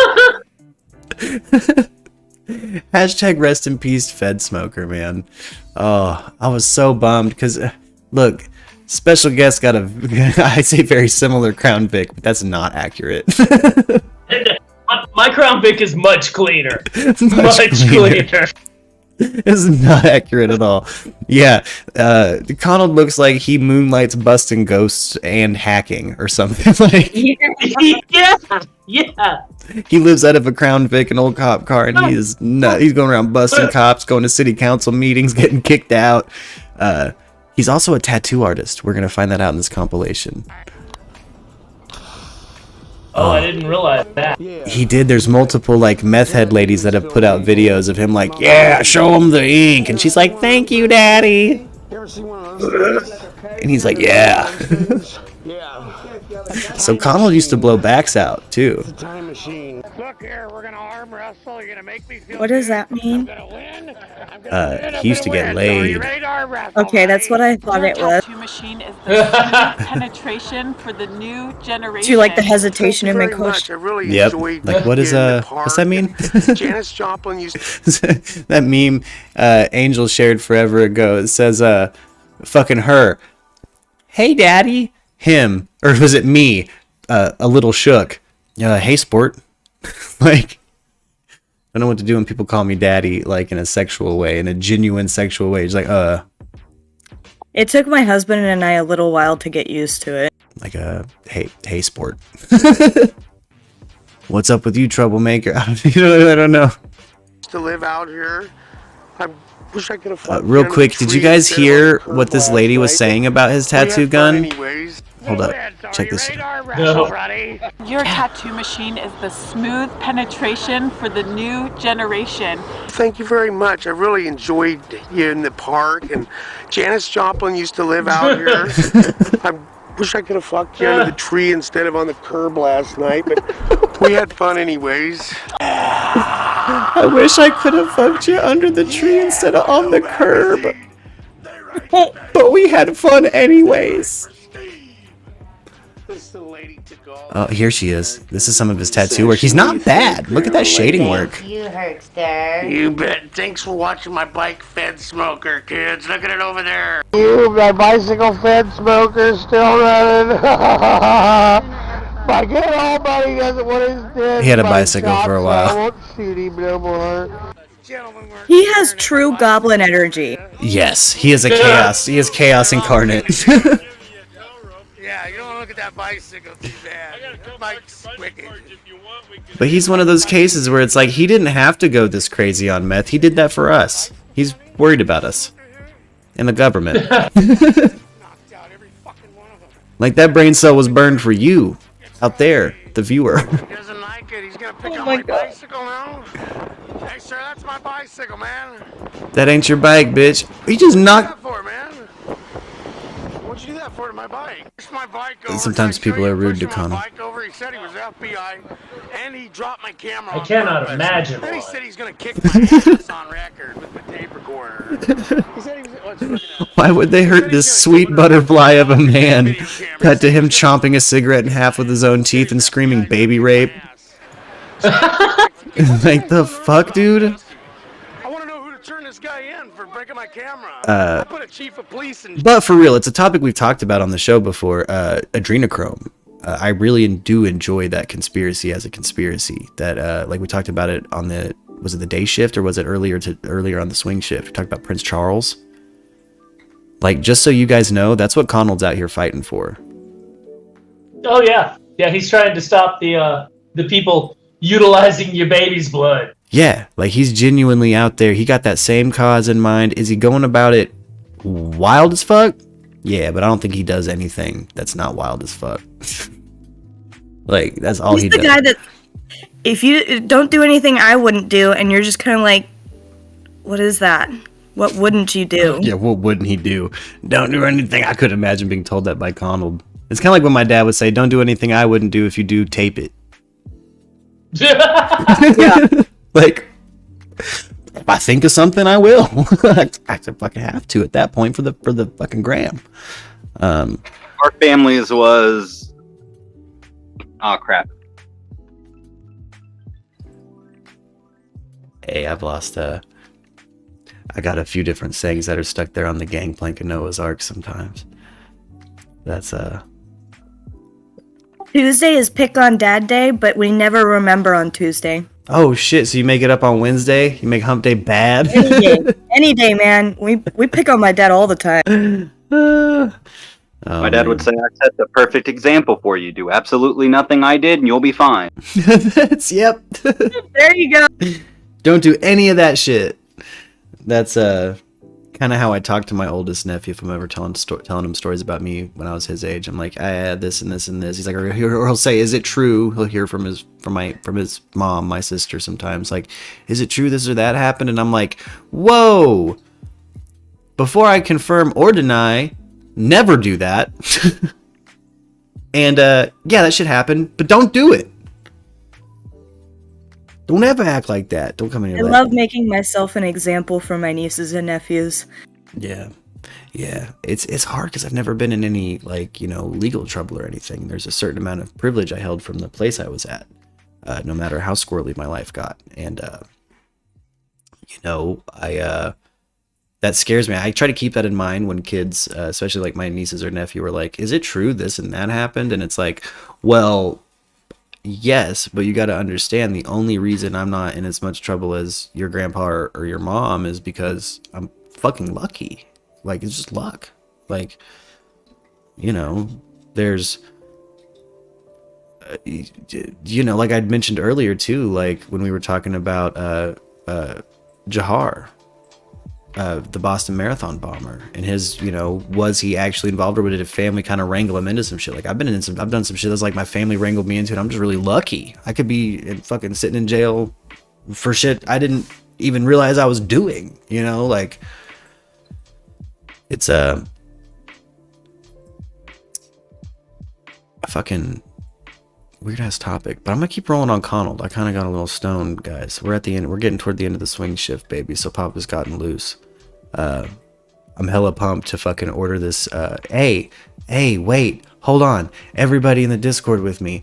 Christy, who won the fucking merch giveaway, she has decided on what she wants. She's gonna get that limited edition MURKdis hoodie with the she can get that MURKdis hoodie, guys. Yes, I was checking that hoodie out and it looks fabulous. Yeah, boy. So I just wanted to share with everybody what fucking Christy chose and let her know too that, like, hey, I got it. We're gonna do it, boy. The cash from the donation's gonna roll in. I'm gonna have you. I'm gonna hopefully get you in Discord with me and just live stream me ordering that. Make sure we got the address all right so you can visually confirm with me. We could do it together, and we'll get that bitch on the way. And so you can have no hang time and having a tracking number. Do that shit in real time. Hella pumped about it. Anyway, shout out Christy again. Thank you everybody for showing up. And not only do things like that hopefully put some merch on some people that they enjoy, and show a little love to people like Stan Odie and Angel, who did the designs for us, but it also shows the YouTube algorithm that we're a healthy community that communicates in a healthy, responsible way. And that was particularly detrimental this morning. Don't want to expound too much further on it, but we did it. You guys did it. And I'll be endlessly grateful. Anyway, moving back on to Connell. I just want to say thank you again to you and Lex for creating this safe place for us. Oh, thank you. And again, there's nothing but good things moving forward. Like, one thing I love is, and like I said earlier, like, as long as I'm around, gang, I will fight for the channel with all the breath in my lungs and the fight in my arms. So as long as those 4 daddies are still kicking around both lungs and both arms, we fucking will be rolling live. You know what I'm saying? Like, I'm doing it. I'm not going nowhere. And, well, if you need help in the battle, just rally us up. Hey, damn straight. I feel like I got an even more tight, solid crew now. And, What would our battle cry be? The one Lux and I use when we play video games is the John Mulaney. We call it the John Mulaney battle cry. It's sell drugs, suck dick, and eat ass. But that's probably a bad battle cry. Yeah, I don't think the algorithm will like that one. Nope, the algorithm's not going to like that one. So, whatever you guys choose, I will fucking shout it with you. I'll, Merciless. I'll be out there like Braveheart with y'all, lifting my kilt. Boy, damn straight. Okay. So, Connell, I'm pretty sure in this we get to see a video someone else took of him just at a city council meeting. If not, I'm going to try to find it. Because, guys, Fed Smoker would just show up to things. Yeah. Okay, this one might be particularly gruesome. So anybody who is squeamish or has issues with bad acne, don't watch. Oh, I love watching popping videos. Is it just bad acne, or is this the one with the tooth? The tooth is next. This is the cyst on the back of his head. Oh. Yeah. So Connell, the people that also show up that are anti-vaxxers and say things like, I'm my own doctor and I don't care if everyone lives or dies. I want you to also know that I imagine you also lance your own cysts in a Crown Vic that you live in. Anyway. 100%. Yeah. Anyway, yeah, it's just, so again, if you're squeamish, trigger warning, don't watch this shit. Don't judge me like that. Don't judge me. You don't know. I put alcohol on it first. Yeah, you gotta heat I've it got a up with special lighter butt first. knife just for it. Hand me the trash knife and my liquor. I gotta pop this cyst, baby. Lux, Dr. Pimple Popper is my favorite. Oof. Chef's kiss. Oh, look, that's why you have no problem doing that. I didn't realize that. I'm not into it. Grosses freaks me out. Even on myself, I'm like, I don't like my this. husband out too. Oh, it's part of my my autoimmune disease is big lesions and stuff, and sometimes, because of my white blood cell count, I'll get, pus. There's really no nicer way to say it. And yeah, you have to kind of drain it and treat it and fucking bandage it and all that. And I fucking hate doing that. And it's always in a sensitive place that you can't just be like, hey, come, someone help me with this. This is awkward as shit. So you're like, all right, well, I fucking have to do it by myself, and I'm grossed out by it. I've learned a lot about myself on this stream, by the way, guys. I've started to build a list of things I do genuinely fear. Plus is something I didn't realize I still was that eked out about, but I guess I do still have an issue with that. Snakes, gators, and giraffes when they're fighting too. Anyway, moving on. I didn't know you were afraid of gators. I am afraid of gators. Like that shit. Well, just big reptiles that could eat me. Like I want to eat their meat, but I don't want to be near them. Oh no, I feel you. Like I've got a healthy respect for alligators, my friend. Yeah, like I like the footage of like from Florida of like caimans slithering into fucking like sewage grates and shit. That freaks me the fuck out. Like as far as I'm concerned, that's just as big of a problem as fucking killer croc. You know what I mean? You don't have That's my argument for the open carry of a 44 Magnum. Yes. If you don't have a healthy respect for an apex predator that hasn't evolved in millions of years, there's something wrong with it. Yeah, like I'm scared of them little dinosaurs. They'll twist, they'll death roll you, and I've even broken down how they eat you. I feel like Archer about it. Like I'm like, are you kidding me? Gators.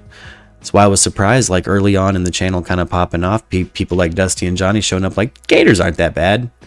I no shit had a whole stream where people simped for gators in the chat. There's a lot of stuff in the deep sea that we don't know about that I'm much more scared of. Oh well, for sure. Yeah, but I've had to see gators firsthand. Yeah. Like I don't, I'm eked out by snakes too, though. So I think it might just be cold-blooded things kind of freak me out. Well, and then giraffes fighting. I've grown up with every predator in the Ozarks except for a bear as pets, so I guess I'm kind of odd. Yeah, no, exactly. Arianthe too. Just Yeah, because you're blessed, you can't expect me to be. Right? I got a friend who's that way. She's basically a Disney princess. Fucking gator will walk up to her, I wouldn't be surprised, and she'd look at me funny for being scared. But don't get me wrong, gators I would still freak out about. Yeah. There's something, even, see, birds and mammals, got no problem Disney princessing. I feel like I'm half Disney princess. That shit happens to my mom. You know what I'm saying? Oh yeah, same thing. Yeah, like Same thing. Yeah, like we called that fucking pet bunny out. That was and the chickens. Like, yeah, we've told stories about kind of how animals will just show up. But like, man, I do not have that relationship with reptiles. I have not met a cat that didn't like me. Yeah, Lux's cat doesn't like me. Stop. She's still being a fucking problem toddler. I've almost got the mama deer and the baby deer that live on my property to come up to me. Oh, that's the best feeling in the world. Feeding that wild deer out of the palm of your hand. Man. So close. Not there yet, but I'm trying. Oh, you'll get there. I follow a guy on TikTok that feeds hummingbirds on his balcony, and he always comes up with the craziest outfits and contraptions for it. It's great. I want a hawk again. I've had, like, kind of, when I worked on site at apartment complexes, I've kind of befriended and baited and made, like, a little hawk pet. 2 generations of them at one point. And I want to get, like, full falcon or crazy. Like, I want the glove. I want a little stand on my desk that the hawk can be a part of the stream and shit. Like, I just go full wizard with it. I fucking love Teddy birds. had the crows at our old apartment complex always bringing her S-shaped sticks constantly. Man, that's something it from was Odin. Always an S-shaped stick every single time.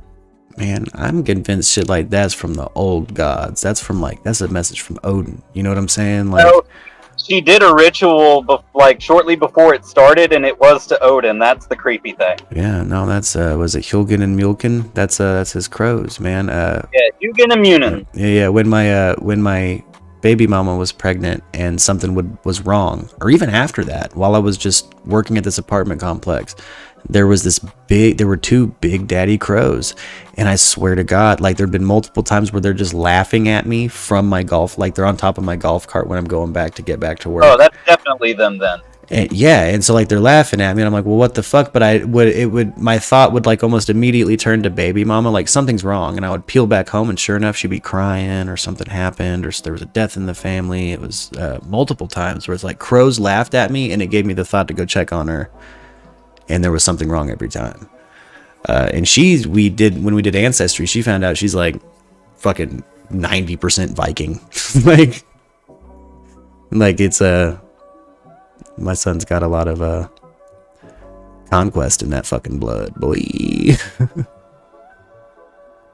And he acts like it. It's fucking adorable. Tough as hell. Where's my damn Connell video? Where'd you go, baby? Oh yeah, again. Well, when you're ready for him to have an axe or whatever, I'll forge him one. Ooh, yeah, you're gonna be getting close to the age where we can start having some fun and throwing some axes or learning some bow and arrow stuff. I'm fucking pretty pumped about it. You're still legally allowed to carry a sword in Texas, right? I'm pretty sure. I would imagine so. I know in Arkansas, if you don't brandish it as a weapon and just say it's your knife, you'd be fine. They'd be like, what's up with that katana? I'd be like, it's my tool, baby. Don't worry about it. I'm not pulling it out to fuck with anybody. Yeah, Arkansas has absolutely no blade laws. Yeah, there's no blade. Yeah, you can just be. Yeah, I think there's just a precedent set that you can't wield one. You can't like premeditated carry one around as a weapon. But it's like, how would you even? Yeah, it's really easy to talk around in 2011. Yeah. But I'm gonna press play on this. We're gonna watch Connell perform a little self-surgery for the end of the stream here. I got a phone call. I'll be back. Right on.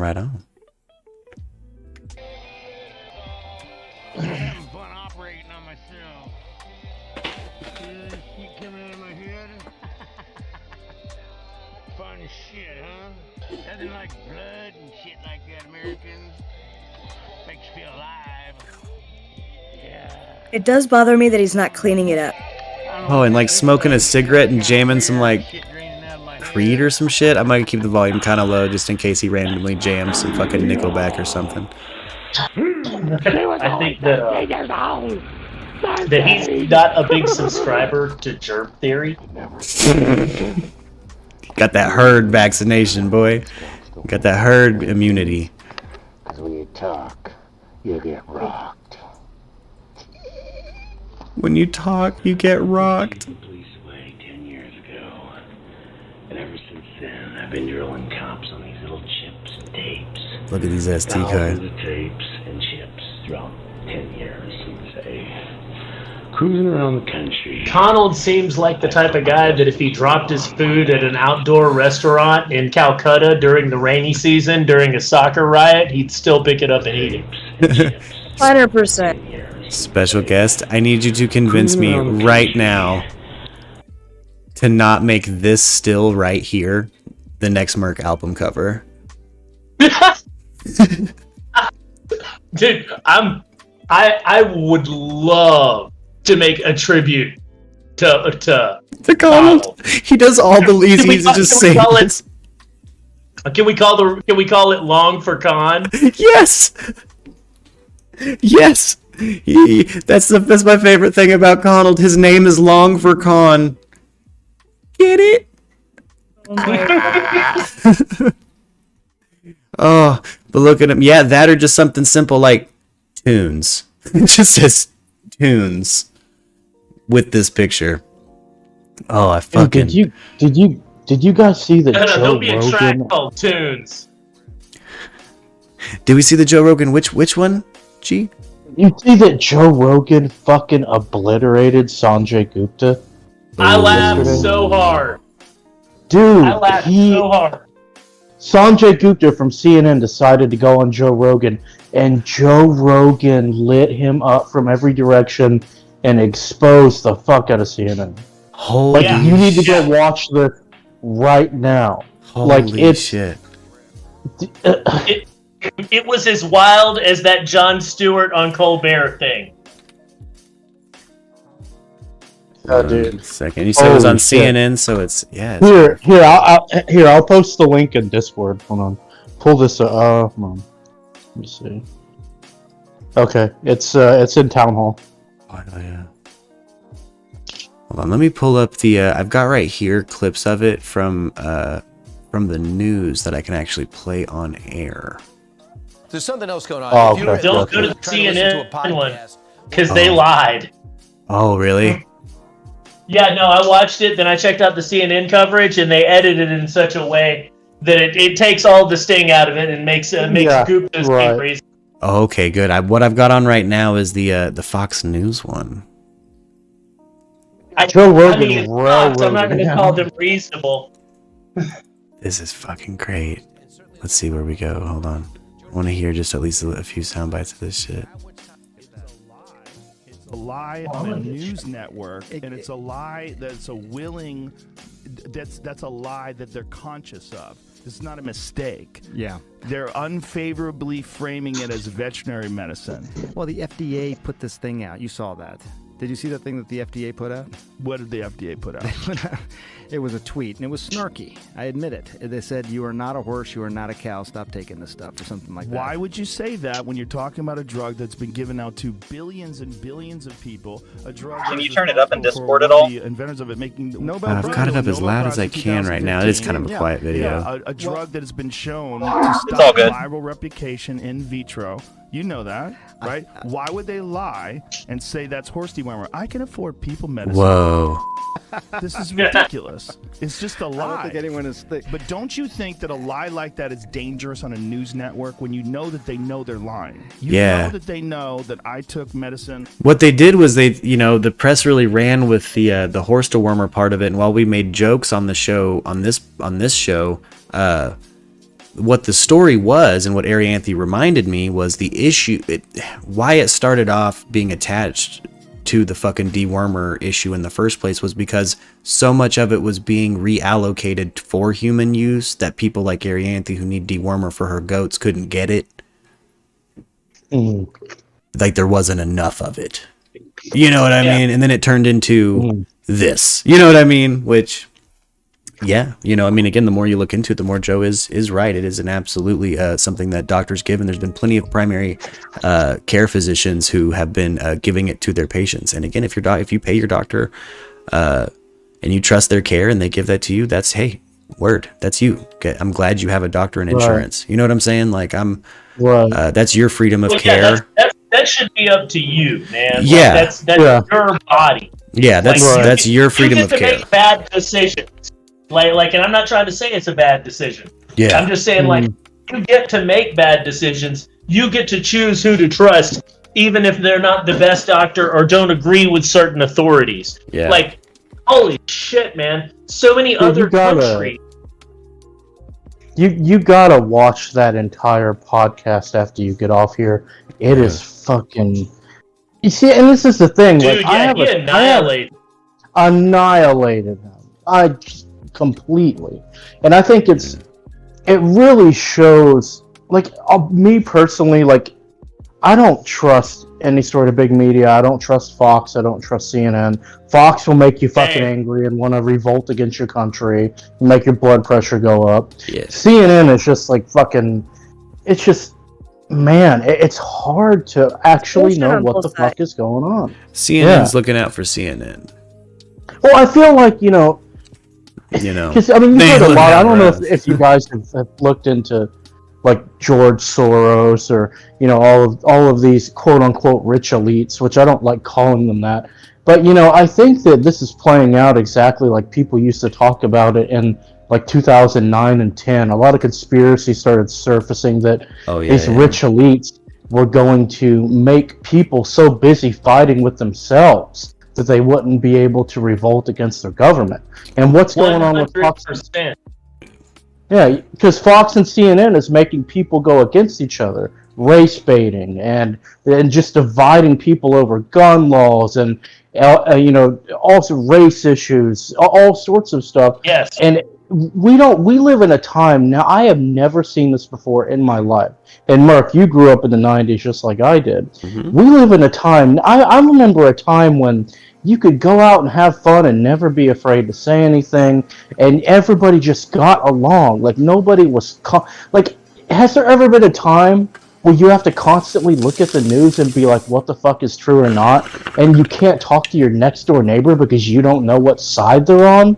I mean, like, I personally felt that way since I was about 10 or 11 years old. Since September 11th, 2001, I've personally felt that I can't trust the mainstream news and the truth is in the middle. All right. So that's me. I do feel like I was in gifted classes and shit, man. I've kind of been, I'm a student, genuinely, and I learned a lot from that situation and was dreadfully scared as a child and thought to myself and had conversations with my friends when I was 10, 11 about, man, what if this war is still going on when we're 18 and they try to push some kind of draft, Right. And then as a child, I grew up watching the Bush administration. Oh yeah, come on in, special guest. No, I just wanted to say, you asked if there was a time.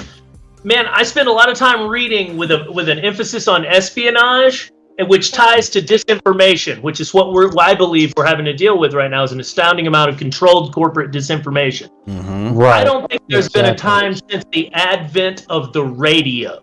Yeah. Like, not even counting the press before that. Like, we'll just to give it a date, since the advent of the radio, that they haven't been making it 20 years of crazy followed by 15 years of not. Mm-hmm. Roughly. Yeah. So it gives everybody just enough time to feel normal before they put in a McCarthyist hunt for communists that don't exist. Yeah. While we're ignoring Nazis that are all around us. Exactly. Or the 70s, when at one point in Canada, there were something like 1,600 bombings in one fucking year domestically in Canada. Yeah. We don't hear about that now. But that's in Canada. In the 70s and the late 60s, man, it was wild, and nobody really knew what to believe because of the sheer amount of disinformation being put out. In some cases, I think by our own government. But so I think this is a cynical thing they do. Say again? Sorry, I was just going to say that exactly. Our government plays a lot into the misinformation that goes around. Well, and that's, I think that really, I mean, look at the Clintons, right? Like, the Clintons, to me, are like the mob of America. They've gotten away with so much, and I think it's just, it's so fucking obvious at this point by watching, like, if you sit there and go from Fox to CNN, CNN back to Fox, it is so obvious that they are so bought and paid for by these extremely rich people, and they're sitting there playing God with our fucking lives. And the one thing that we have against them is the internet. The internet is the most powerful, free-flow way of deciphering the bullshit. And so what are they doing while we're using the internet? They're keeping us so busy fighting with ourselves so that we can't all look at them and light their shit up for everything that they're doing to us. 100%, right? Yeah. Like, I'll give you an example of how I think that works. I think a lot of people, and I would never put a number on it, don't believe the official story from 9/11 still this far out, right? Doesn't matter how many, right? But something had to be hinky about it. And one of the ways it feels obvious to me is because you didn't just see 2 or 3 or 4 different conspiracy theories. You saw like 15 that were getting huge amounts of traction. Loose Change was on Netflix, man. Zeitgeist. Spirit science. You had all of these different theories that were put out to compete to make people fight about it, so there's no way we'd ever figure out while they were shipping off the everything that was there as fast as they could, probably so it wouldn't cause people cancer. Yeah. You know, and that's just an example of it. You get all these counter narratives designed to make people fight, and they seem to have tested it on the conspiracy theorists, then turned everybody into a conspiracy theorist over the last 10 years. Mm-hmm. You know? People afraid. I just walked back in, guys. I'm listening to your conversation, and I just wanted to say one thing that occurs to me. Back in the day, I'm older than you guys, unfortunately, and I'm 50. And back in the days in the 70s, when I did pay attention to the news, we had this guy, Walter Cronkite. Okay, pretty famous. Oh, dude, he was amazing. Amazing. You know, and that's the way it is. Okay, and so that's what he did. Anyway, they always use in movies his clip, the real clip from when JFK got assassinated, and when the moon landing happened. Yeah, it's always the clip of him giving the news. Yeah, he takes off his glasses and he goes, "John F. Kennedy died today at 1:30." Well, anyway, my point for mentioning it is, and I'm not trying to say it's better or anything. I mean, I think the internet's fantastic. Because of the internet, I found some old friends from grade school that I never dreamed I'd be able to talk to again. So that being said, though, but that being said, I've been trying to get a hold of these people, and was an old friend of mine who was a Star Trek fan. I knew him in '78, never saw him again. One time he found my number and tried to call me. I was in trouble with my family for skipping school or something, so I couldn't talk to him. And I never heard from him again until flash forward 30 years, I finally found him because of Facebook. Okay, but that being said, when it came to Walter Cronkite, back in the 70s, you know, I was a weird kid because I was always into the Patty Hearst story, the rich chick who got kidnapped and turned into I'm like super familiar. And I actually met her eventually, and I used to go to the trouble of taking my grandma's Barbie dolls and put G.I. Joe uniforms on them and give her a machine gun, and she was Tanya, right? Patty Hearst, right? Yeah. And That's so awesome. That is fucking wild. Okay. Well, and I was like 8 years old back then. It was 74, 75. So anyway, I met her at a book signing, and I told her about this. And, you know, she was supposed to have been traumatized by the whole thing or whatever, but she couldn't have been too traumatized because she held on to the sunglasses that she wore during one of the robberies that she committed and she gave the sunglasses to director John Waters. But again, I'm getting way off track. The point is, so I used to watch that story on the news to see if they'd caught her yet. It was sort of like the Brian Laundrie of the time. You know, they're still looking for her. And when they finally found her, she claimed that she was brainwashed, so they let her off. Well, anyway, but Walter Cronkite reported that. Then we had the Watergate hearings, which one of my favorite movies now is All the President's Men with Hoffman and Redford about those guys who played the Watergate. It's a great movie. But anyway, and you know, I like those historical, you know, dramas. It's almost like a documentary. But that whole thing was on every TV channel. Okay, so my point finally is that, so you'd hear Walter Cronkite saying that's the way it is. Or if you switched over to NBC, you might have had Barbara Walters and Philip K. Smith, I think his name was, but Howard K. Smith. And these guys were all super famous. But the one thing I noticed that's different from now, if you want to hear a more right-wing version of the news, you go to Fox. You want to hear a more middle-of-the-road version, you go to CNN. You want to hear a tree-hugging hippie version, you go over to MSNBC, right? Of course, none of them are worth the shit, in my opinion. But the one thing that you didn't have back then was these guys came on, and girls, they read you the news, they said good night, and that was it, okay? Oh, there's a flood somewhere, or they just tried to shoot Reagan. Okay, we didn't get an hour of a guy telling you his opinions of why they shot Reagan. Right. Seriously. You know, all these networks became political team outlets. They became political team organs. Yep. Like, basically, Fox is the only thing on the right. I say unfortunately, it's because that means they only cater to the most extreme, crazy people of the right. Yeah, we have nobody out there representing. Meanwhile, the left is split between MSNBC and CNN. CNN used to be very middle of the road, but now even they are pretty left, if only because they're like, oh, who's the right-wing leader? We established we have to fight Trump. Now it seems we have to fight whoever that leader is forever because that became our new business model. Yeah. It's not good for journalism.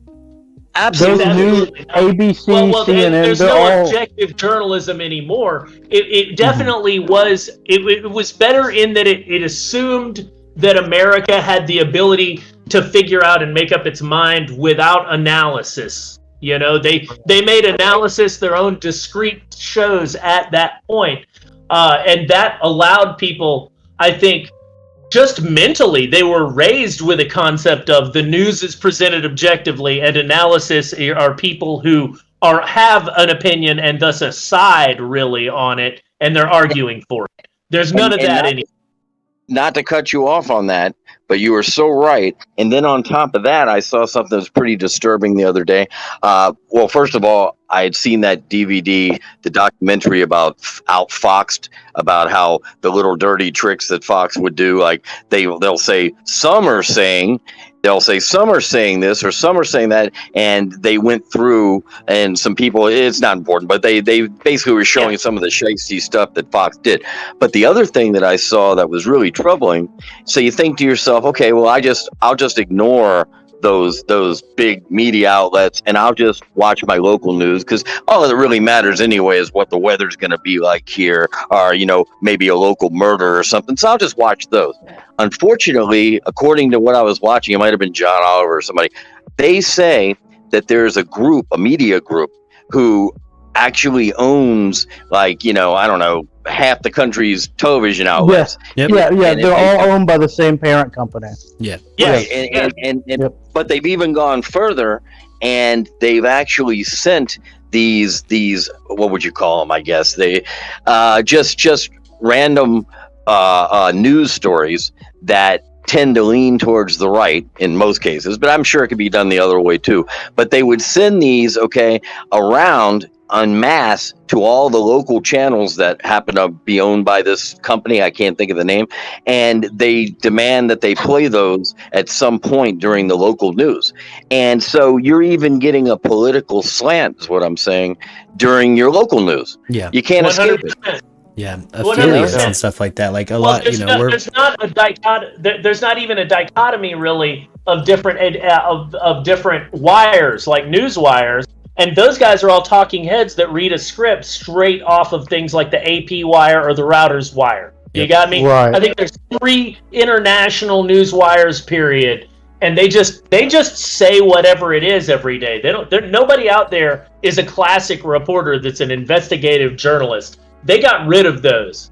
they call them bloggers now and say they're not journalists because it threatens the power. Yeah, because you used to have like the AP and the UPI, and those things would come off the teletype machine, and Walter Cronkite would rip it off and say, you know, here's the news. And yeah, it's like now they're even designing these. That's what it is. It's designer little news articles. And the funny thing, the way they edited the documentary I was watching or whatever it was they showed one, then they showed another, and they were from all over the country. And they're giving the same story, different people, but they're the identical same story. So they just let the voices overlap. And so you've got this like 20 people chanting, you know, and so today and this and that. And it blew my mind, man. They were identical. Yeah, it's everywhere. It might as well be a single news organ that people are unaware of because they just assume that their local news is the news. You know, and that's one of the reasons I try and check as much international news as I can. Yeah. I read a lot of places that are sort of crackpot, but as a conspiracy collector, not believer, I'm just trying to, you know, compare what squares up with what's reported to try and figure out what the actual facts are. Much like Arianthe, real quick, special guest, just to chime in and throw some credibility your way on that statement. Not only does he keep up with international press, he is frequently quicker than American press reporting on sometimes really big issues. Special guest has a knack for keeping up with a certain side of media and is a fucking expert at it at this point, in my opinion. It's pretty sad that you got to read Pravda or whatever it's called to get what's going on in your own country. You're right. Well, you have to do mental algebra to figure out what's bullshit. Yeah. You know? Right. You have to not like they're forcing us to be informed citizens, and that's the thing. It's only those of us that have the time to do that one way or another. Right. Whether we're obsessive enough to finagle the time. The average person, like when you think about flat earthers, right? The average person who thinks the earth is flat is either a contrarian who's really, really mad about it, or is someone that it sort of made sense to them and they don't have much time to think about it. Yeah. Right. Yeah. Right. Dude, like you can find examples of those people because they're busy living their life trying to provide for 2.1 children. Yeah. You know? I have a guy in my meetings. This guy in my meetings, okay, I can't talk about him or anything, but he's a flat earther, and he even thinks that birds aren't real or something. They work for the bourgeoisie. I think that it's a government drone because he's never lived with anyone who took him turkey hunting. Yep. Yep. I'm telling you, I never heard such a theory. And almost, I've heard plenty of JFK conspiracies. I love that shit. Yeah. And I've even heard about something. You guys can tell me the name of what I'm talking about. It's something called Ultra something, and they're trying to say Ultra. Charles Manson was So the CIA picked Charles Manson out because he was this kid that had like shitty parents. His mom was a prostitute. Like he was in and out of jail. They picked a guy that they felt at the time they could do so much shit to try to influence other people and do testing of how to break the mind to do extreme things. Mm-hmm. They thought he was the perfect candidate. We're working on this. That's what I was about to do. I was about to say I'm gonna unfortunately have to put a pin on that lane of MK Ultra talk because for any viewers of MURKradio who are interested in this lane of topic, special guest and I have a podcast called The Tattered Map. If you scroll down on the homepage, down there below is the Colton Conspiracies playlist. And inside of it is a show called The Tattered Map. And if you've enjoyed hearing some of special guests' juicy insight, check this podcast out. We expound on everything that was just said, but we go deep. We go deep. Oh, I gotta check that out, man. Because... John, were you in here when I was telling Murk about how I know for sure how JFK died because my dad used to deliver cocaine for the mob here in Dallas? Look, you tell me, please, now, Lord God, I want to hear this because I'm working on this. You told me your grandfather was in the movie? Oh, yeah. My grandfather played the shooter behind the fence in the JFK Oliver Stone movie. Mm-hmm. Which I believe in, you know? So that Ultra thing, just to touch back on that, clear this up for me. Is that Ultra thing where they're trying to make you into like the Winter Soldier? No, it's a Manchurian candidate. It's a few different things. The Manchurian candidate's part of it, but it's a few different things. It's even more wide-ranging. Basically, it's the ability to create a hypnotically and conditioned functional robot that's hidden from your main personality. That could be an assassin, could pass messages, right? Could be a specialist in a field and not even aware of it. Yep. Wow. Yep. And now we're moving clean on. Again, if you want more on this, Tattered Matt. So, my dad used to do, and I said this last time, so I'm going to be short. My dad used to deliver cocaine for the Campeses. The Campeses are basically the Dallas crime family. They have about 8 or 9 restaurants all throughout Dallas, and their main restaurant on Mockingbird Lane, the original restaurant, my dad used to, deliver coke for them, and he would ride around with a guy named Albino, his friend, and his friend would beat people up that owed money for backdoor gambling and basically it was the Sopranos of Dallas. Mm-hmm. And when they would go drop off the money they had made at the back of this, Campeses at Mockingbird Lane, sometimes they would go inside and eat, and they would get to eat for free because the great granddaddy at the time, his name was Joe, and he would come up and tell the waitress they don't need to pay for anything. And there were some times, and this is before the Campeses really, they kind of turned it into a museum, that restaurant. They blocked off the seat where Jack Ruby went and sat 2 days before he shot Oswald. But back then, when my dad would go in there, that wasn't real popular yet, and so all the Campeses and their friends would sit in that back seat and talk shit late at night. And my dad overheard a lot of stuff, like they would always crack jokes about, well, look what happened to fucking Kennedy. Look what we did to Kennedy, eh?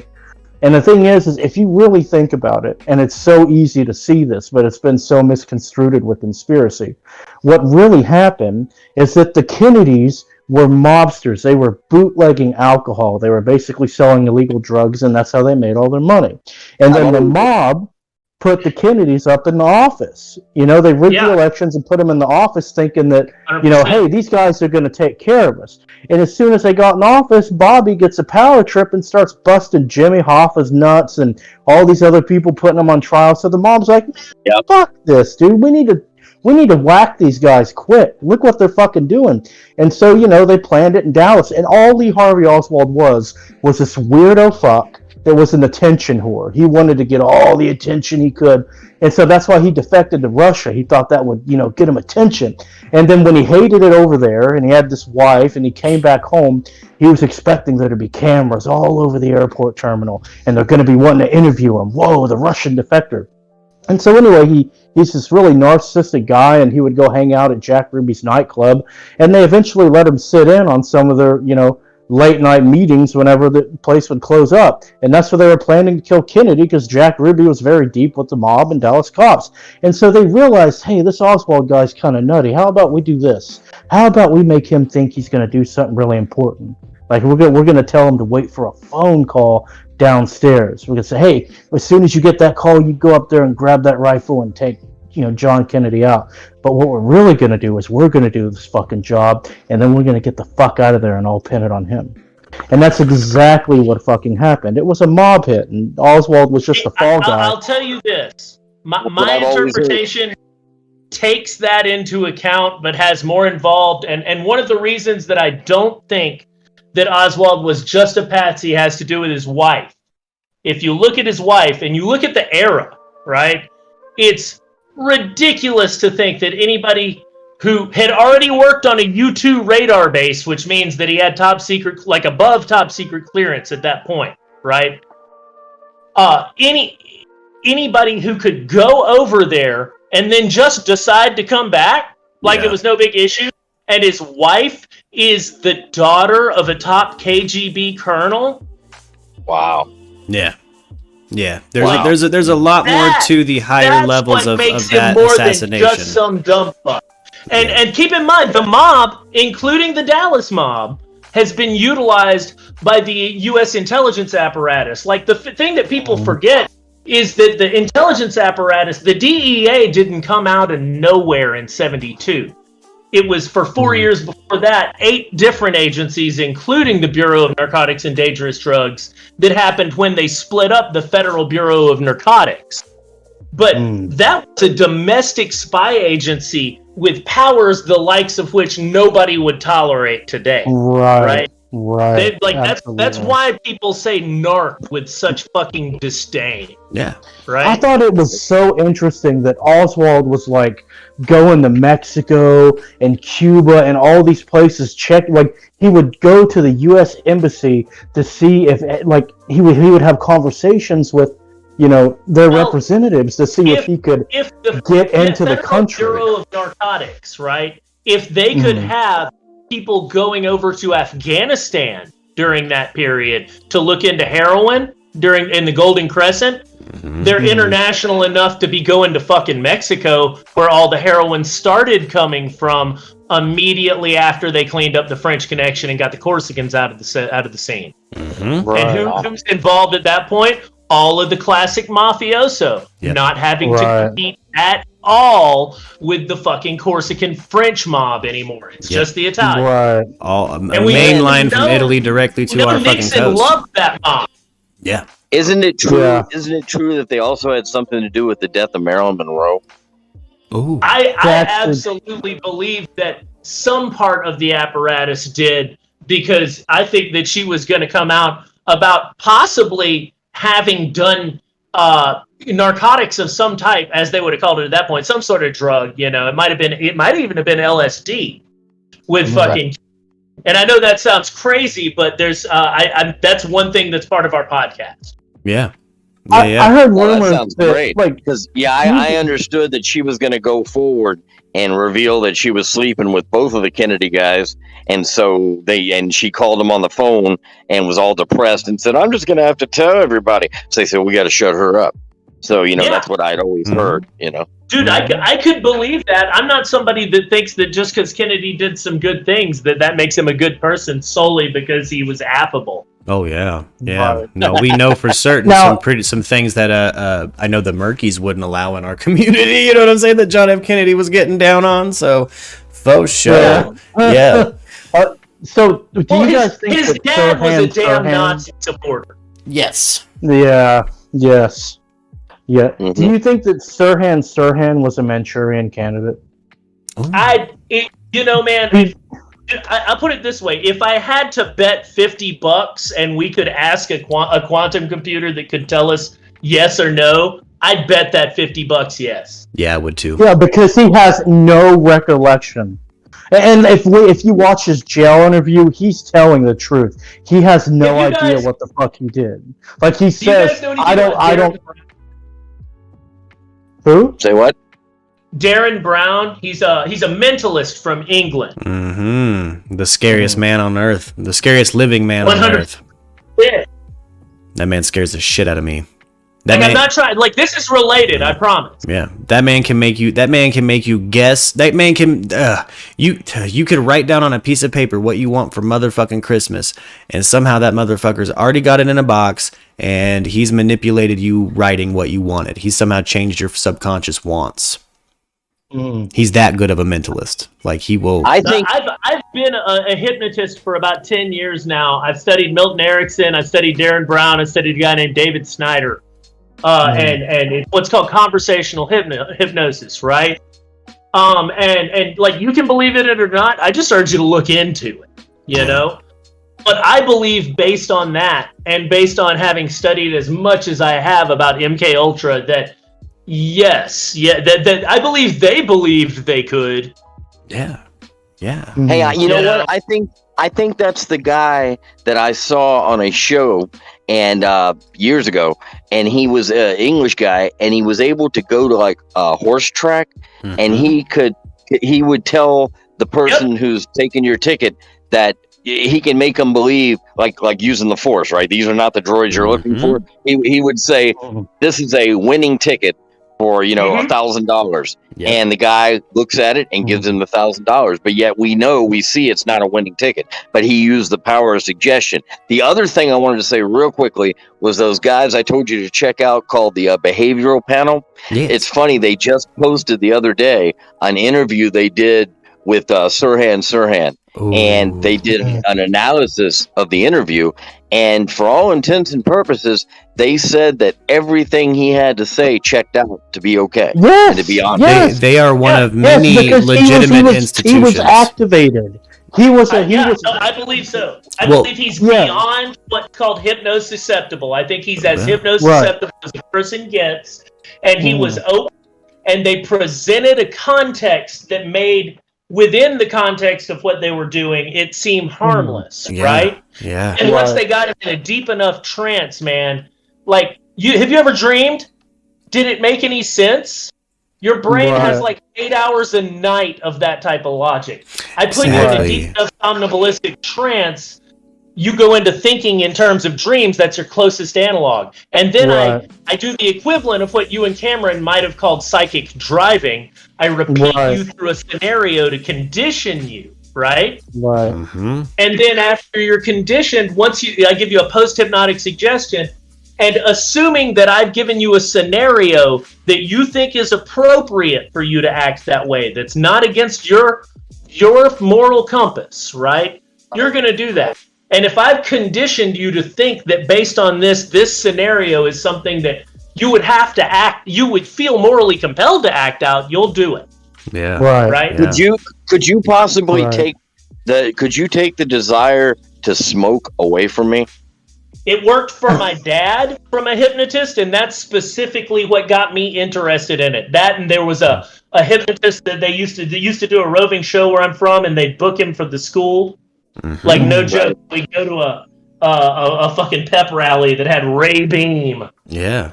I really want to. No, that's hypnotist bread and butter is getting people to quit smoking. It's predicated on, one, do you really want to quit smoking? Do you? Not does your family want to? Do you really want to? And two, are you actually hypnosis susceptible? Will you trust me enough to let me put you in that dream state? And then actually listen to me and not be the type of person who automatically wants to fight suggestion because your identity is based on being a rebel, 100%. Right. Yep. Considering all those things, yeah, sure, man, that's pretty simple for hypnotists. I would recommend a professional who does it all the time. For me, it's a hobby. Now, do you think there'd be any interference due to being an alcoholic or an addict? No, I think that it can. I personally, and I'm not giving anybody legal or medical advice here, but I personally think that I've seen it help people. Yeah. You know. Yeah. But at the end of the day, what most people who are alcoholic or addict need, even if they utilize hypnotherapy, is regular therapy at the root of it to figure out what it is about themselves that makes them prefer to engage in altering their reality versus dealing with an unaltered reality. Yep. That's what I'm doing right now. Yeah. Exactly. Independent community. Amazing. Real quick, great way to put it. Real quick, special guest. I got to start winding the show down. Unfortunately, we're reaching the. I see the Queen is entered. Not only is she my manager, she's my girlfriend. What's going on? What's going on, Lux? How are you doing? You off work? What's going on? I have escaped the office. I've escaped the pen. Oh, hell yes.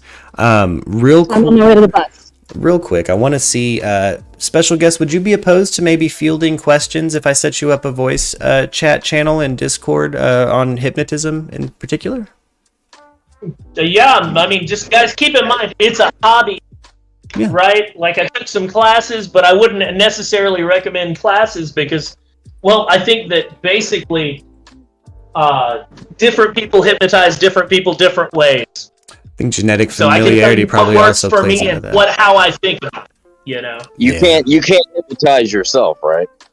No, I can absolutely hypnotize myself. It's the only way I can deal with the neck pain, man. Oh yeah. Oh yeah. 20 years headbanging when I was younger. Yeah, I do little meditations all the time that are functionally me hypnotizing myself out of body pains and stuff like that. Yeah. I have trouble allowing other people to hypnotize me. You'd have to be a super good friend that I'd gone through a lot with. Yeah. Because, you know, nobody starts researching MK Ultra and spends that much time on it if they're not by nature a little traumatized and paranoid. Like, you know. But if you're aware of that about yourself, maybe you can make the choice for yourself. Yeah, right on. Hey, did y'all see the Manchurian Candidate remake? Dude, yeah, I've seen both of them, but I as much as I hate to say I prefer the Denzel version, well, I mean that as a movie, it really just got me. It was, I don't know, Denzel Washington just gets me. I love Denzel. Like every time I just never had a performance that made me sad, I watched that movie, and there's not many actors you can say that about. Yeah. I love his movie Flight. His movie Flight is fantastic, especially if you're an alcoholic like myself, man. I got a lot out of that. I'll tell you guys. Dude, you want to know something lame about that movie? I was really addicted to cocaine at that time, so I would watch that on the TV, and anytime Denzel Washington would rip a fat line of coke, so would I. Oh, dude, I know how that goes. Yeah. Here comes the nana boat. Yep, I've been that cat. Hey, look, and I'll tell you right now, I think that they try and take advantage of us through movies sometimes that way. Even if that movie has the best intention, I know that sometimes it seems like they're like, well, a certain amount of people are going to turn this into a ritual. Yeah. Don't get me wrong, look at the way I do Blow. The movie Blow got me laid probably, but it did not do good for my health. You know what I'm saying? Like, it didn't do me any favors. Let me ask you, Kat, this real quick. Have you heard anything about the theory where it seems like the government is getting more and more involved anytime that a movie shows anything like for example, let's say Mission Impossible, okay, or some movie that's showing, the Bourne Identity movies. Anytime it needs to show something that's, CIA or something, they kind of get to approve the script. That's what I've heard. They do. They do. They get the equivalent of a line item veto on it. Basically, what they can do is it's not that you can't talk about the CIA. It's that they can pull your ability to display any hardware or uniforms or utilize the specific names of military agencies that they keep a copyright on. So it's the equivalent of them preemptively copyright strike. That's why, I think it's Winter Soldier 2. You don't see any Humvees, man. Yeah. That's all like homebrew fucking faux military stuff. Wow. Yeah, because they didn't have military approval for that story, which is also makes that movie juicy. Look up on Wikipedia Operation Mockingbird, and remember that's just the Wikipedia article. Yeah. That's so funny you should say that, because one of my friends here told me he's an older dude, older than me even, and he's really into all that stuff. And every time I talk to him, he goes, "Look up Article 47 and 21." Okay, I can't remember the numbers now, and he'll say stuff like that, and I'll go do it, and I'll go, wow. And one thing he told me about was like this Mockingbird. So I looked it up, and it said something about how propaganda is used through the news agencies, the media, and exactly. Whatever it was he told me about, that's what it turned out to be. And I was like, wow, this guy's really into this shit. And he used to be in the Navy, this guy. And he was apparently he was into code breaking and all this stuff. Now he's just this long-haired hippie dude. And I said, oh man, he's probably fried. And I looked up the stuff he's telling me about. That's where I first heard this word, MK Ultra, or whatever you're talking about. And I was fascinated. And they're saying Manson was a product of that. For the whole time. They've had their own form of naval intelligence as much as they could, anytime they could, the whole time. Yep. And before the era of jets, that was the form of military dominance, was naval dominance. So even in the 50s, when it was like, oh, jets are the shit. The Air Force is the shit. It allows you to strike so fast anywhere. Yeah, only in tandem with a Navy. I assure you, the Office of Naval Intelligence, along with the Defense Intelligence Agency, both of which are allowed to work in the U.S. if they feel like it. Nothing predicates them from. It's only the CIA that can't do that, and that's only because Ronald Reagan in 81 put out an executive order that says they can't. I read an article in Rolling Stone stating that the military, this years ago, they said that the military back in the day tried all kinds of different forms of street drugs like we would do, okay, trying to find the one that would best be like a truth drug, a truth serum. And they came upon LSD being pretty good, except that the information they would get was so, the guy turned into such surreal shit because he's tripping that they couldn't really use the intelligence he gave them. Now, marijuana was pretty good, except it was really hard to cause a person to say something they didn't want to say. but LSD turned out to be the best one, and they kept like a soldier tripping for like 2 weeks straight. Okay, and just to see what it would do. Jolly West. There's a doctor named Jolly West. Yes, exactly.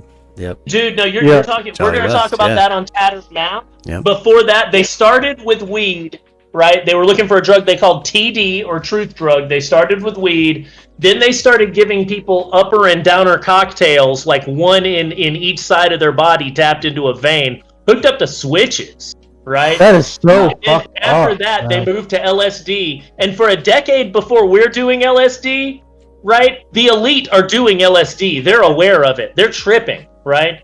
It's very likely Kennedy did LSD while in the White House. Damn. Holy Jesus Christ. And they moved from, but they did even more. They did 4 times as much research on BZ, which is the shit they're talking about in Jacob's Ladder, than they did LSD. To give you an idea of how much drug research they were doing. Kennedy was high on meth all the time because of Dr. Feelgood's prescription to him. I think they were speedballing him. Yeah, he was on. They called him vitamins. Yeah, they were speedballing him, weren't they? Right. Yeah. They'd also give him downs to get it was. Yeah, it was prescribed meth. Yeah. You know. Yeah, he had a bad back. I think they used to give him shit for that. Yeah, they were speedballing They had him. only recently outlawed amphetamines. Yeah. Right. Yeah. Right. Yeah. Hey gang, I gotta wind her down. I love you all. I love you all. Yeah, we're getting good. We're getting into it. Man, this is. I just gotta say, check out those episodes of the Tattered Map we've got up already. We're working on a new one right now. Yep, got more You coming. don't get this shit from Rush Limbaugh, man. I just want to say I'm glad I've met you guys. That being able to talk with such like-minded, super educated, worldly individuals is such a fucking pleasure. Oh man! Thank you. Hey, the feeling is mutual, Garrett. Absolutely. Yeah, I love you all. I mean, and you know. You know what's nice? It's nice that the ages don't really affect this. Like I'm 50, and you guys are like, like Murk, you're just a few years older than my oldest daughter. Mm-hmm. So I'm thinking to myself, well, we aren't gonna hit it off, man. You're like my kid. Try to keep us all separated by age. Yeah, but you're like, so if you much. go out on anything, man. You have go out wisdom beyond your years, bro. Oh, thank you. All of you. Yeah. And it's weird because I can't talk to my local friends or next door neighbors like this. Oh. They'll think I'm fucking wacky or I'm high on coke or something. Yeah. This kind of meaningful, insightful conversation is what I'm really glad this channel has turned into. And that's an act of community that made that. And we're all doing this together, and if I could just throw a cheers out for the end of the show, here's to more of us. There's gonna be more of us. Here's to more interesting, educated people showing up. In my real life, okay, I can often find parallels between something that's being talked about or something that's going on and a movie, right? Mm-hmm. And I get shit from everybody, even my sponsor. They always go, "Everything's not a movie, John." But to me it is. And the cool thing about it is we're having these conversations, and I think like 10 things that I've mentioned to you guys is shit that I've heard in a movie or a movie about it or something. And it's not science fiction. I mean, it's real shit. Like I was talking about how Walter Cronkite is always portrayed in movies. They always show his clip for the Kennedy assassination. Mm-hmm. And have you ever noticed who he looks like? Who? Oh, Walter Cronkite. Yeah, tell him. Yeah, who? Who does he Go look look like? up a picture of Walt Disney and put it next to a picture of Walter Cronkite. That's fucking nuts. I never thought of that. Think about it. Oh, if you think that's wild, put Clark Gable next to Eisenhower. Yeah. You can find one picture of them together, period. Yeah. And it's a picture with no explanation. Well, are you guys? Thing. Yeah. Are you guys suggesting that Walter Cronkite was actually a fake fictional character of Walt Disney? He's not. Jake's not. I might be though. Yeah. I know. I'm certainly not saying that, but there's definitely YouTube channels out there that say that. Yeah. Yep. It absolutely is, dude. And it's if compelling. you can find it, you should subscribe to that, dude. Yeah. I wish those kinds of conspiracy nuts would show up. What's the name of the show again? Oh, that we're doing the tattered map. Yes. I gotta find it, man. Yes, the tattered map. I gotta get on there. Yeah, so on the homepage, if you just scroll down to Cults and Conspiracy, we're right there. It's right there. I try to put everything that ends up kind of cult or conspiracy related into one playlist for now. At some point, we're gonna hit a few episodes of the tattered map. It's gonna have its own dedicated kind of top of the channel playlist. Because again, there's an episode 0 and an episode 1. Yeah. A lot of our conversations kind of turn towards topics that we cover there, and just to catch everybody up, I love that. I think it's just a beautiful act. It's a thermodynamic miracle that we are our audience is interested in this kind of content, because again, this is something Special Guest has been working on for 12 years. Dude, I don't know, man. I don't know. I started reading crazy shit like this at least around like 2008. Yeah. And at some point you start being able to confirm that some of the stuff is real. Mm-hmm. And then over the course of the last like 12 years, it's like a lot of shit has been confirmed as real. And when I even say that, like, anybody who remembers the 70s, look at our culture. It's like they tried to blank it out. Like the 70s didn't fucking exist except for one TV show called That 70s Show. Yeah, otherwise, it's the late 60s with 70s clothes on. Yeah. Right. Hey, well, look at the fact that, and I know you got to go, but look at the fact that one of the Kennedy things when he was blown away, JFK, that Parkland Hospital, apparently a doctor said the bullet went and did this and this, and he was okay. The magic bullet theory. And then a kid, and I just heard this like a week ago on something. A kid the next day found a piece that is like most likely from Kennedy's skull. Okay, the kid found it and took it to his father. This is the story I hear. And yet at the time, the spokespeople were still saying, "Oh no, Kennedy was only hit once, and it was like from the back, or however it was that the popular portrayal, the popular portrayal, whatever it is, I can't remember." But basically, this little piece of skull blows that story out of the water. Because he really, it would have to have been from the front or whatever they say, and that when Jackie was climbing on the back of the car, she wasn't trying to escape, she was actually trying to scoop up the pieces of his head to put it back together, because she was in shock. And I mean, hold on a second. I'm gonna put something over here on the YouTube chat. Okay. Well, I'm on my phone outside right now, so I'm going to go in after we close up. I'll take a look at whatever it is. Yeah. Add a .com to it, right? Right. And go there. That's my sort of like crazy person notebook. It's great.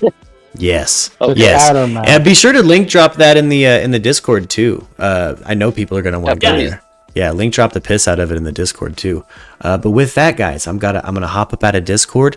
We got to get the Queen home and get some dinner rolling, and I'll see you guys on the night shift.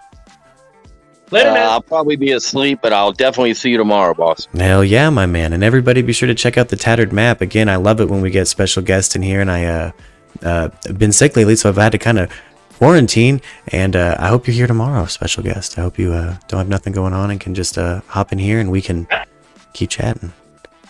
And go and build a model. Go and build a model. Oh, yeah, I'm gonna go build a model. I'm actually, damn it. Everyone just be sure to enjoy. Everyone in the chat, be sure to enjoy the moment a little bit. You know what I'm saying? Hell yeah, right on, dude. Goddamn right. I love you guys. I'll talk to you later. Love you too. See you later. Later, bye, man. guys. All right. Well, this is the end, gang. Real quick before I roll out of here, I want to thank everybody that dropped a super chat or a donation and participated in our first merch giveaway. That's funded by you guys, and you made it happen. Everybody that super chatted for a minimum of $1 entered their name in, and Christy was our winner. She's gonna get that. She's gonna get that that limited edition Merktis hoodie, and it's just beautiful, beautiful watching you guys. That was you. That was all of you, and now we can make someone's holidays. They're going to be wearing some merch, dude, supporting our beautiful community of like-minded, educated people. Garrett said it very beautifully earlier.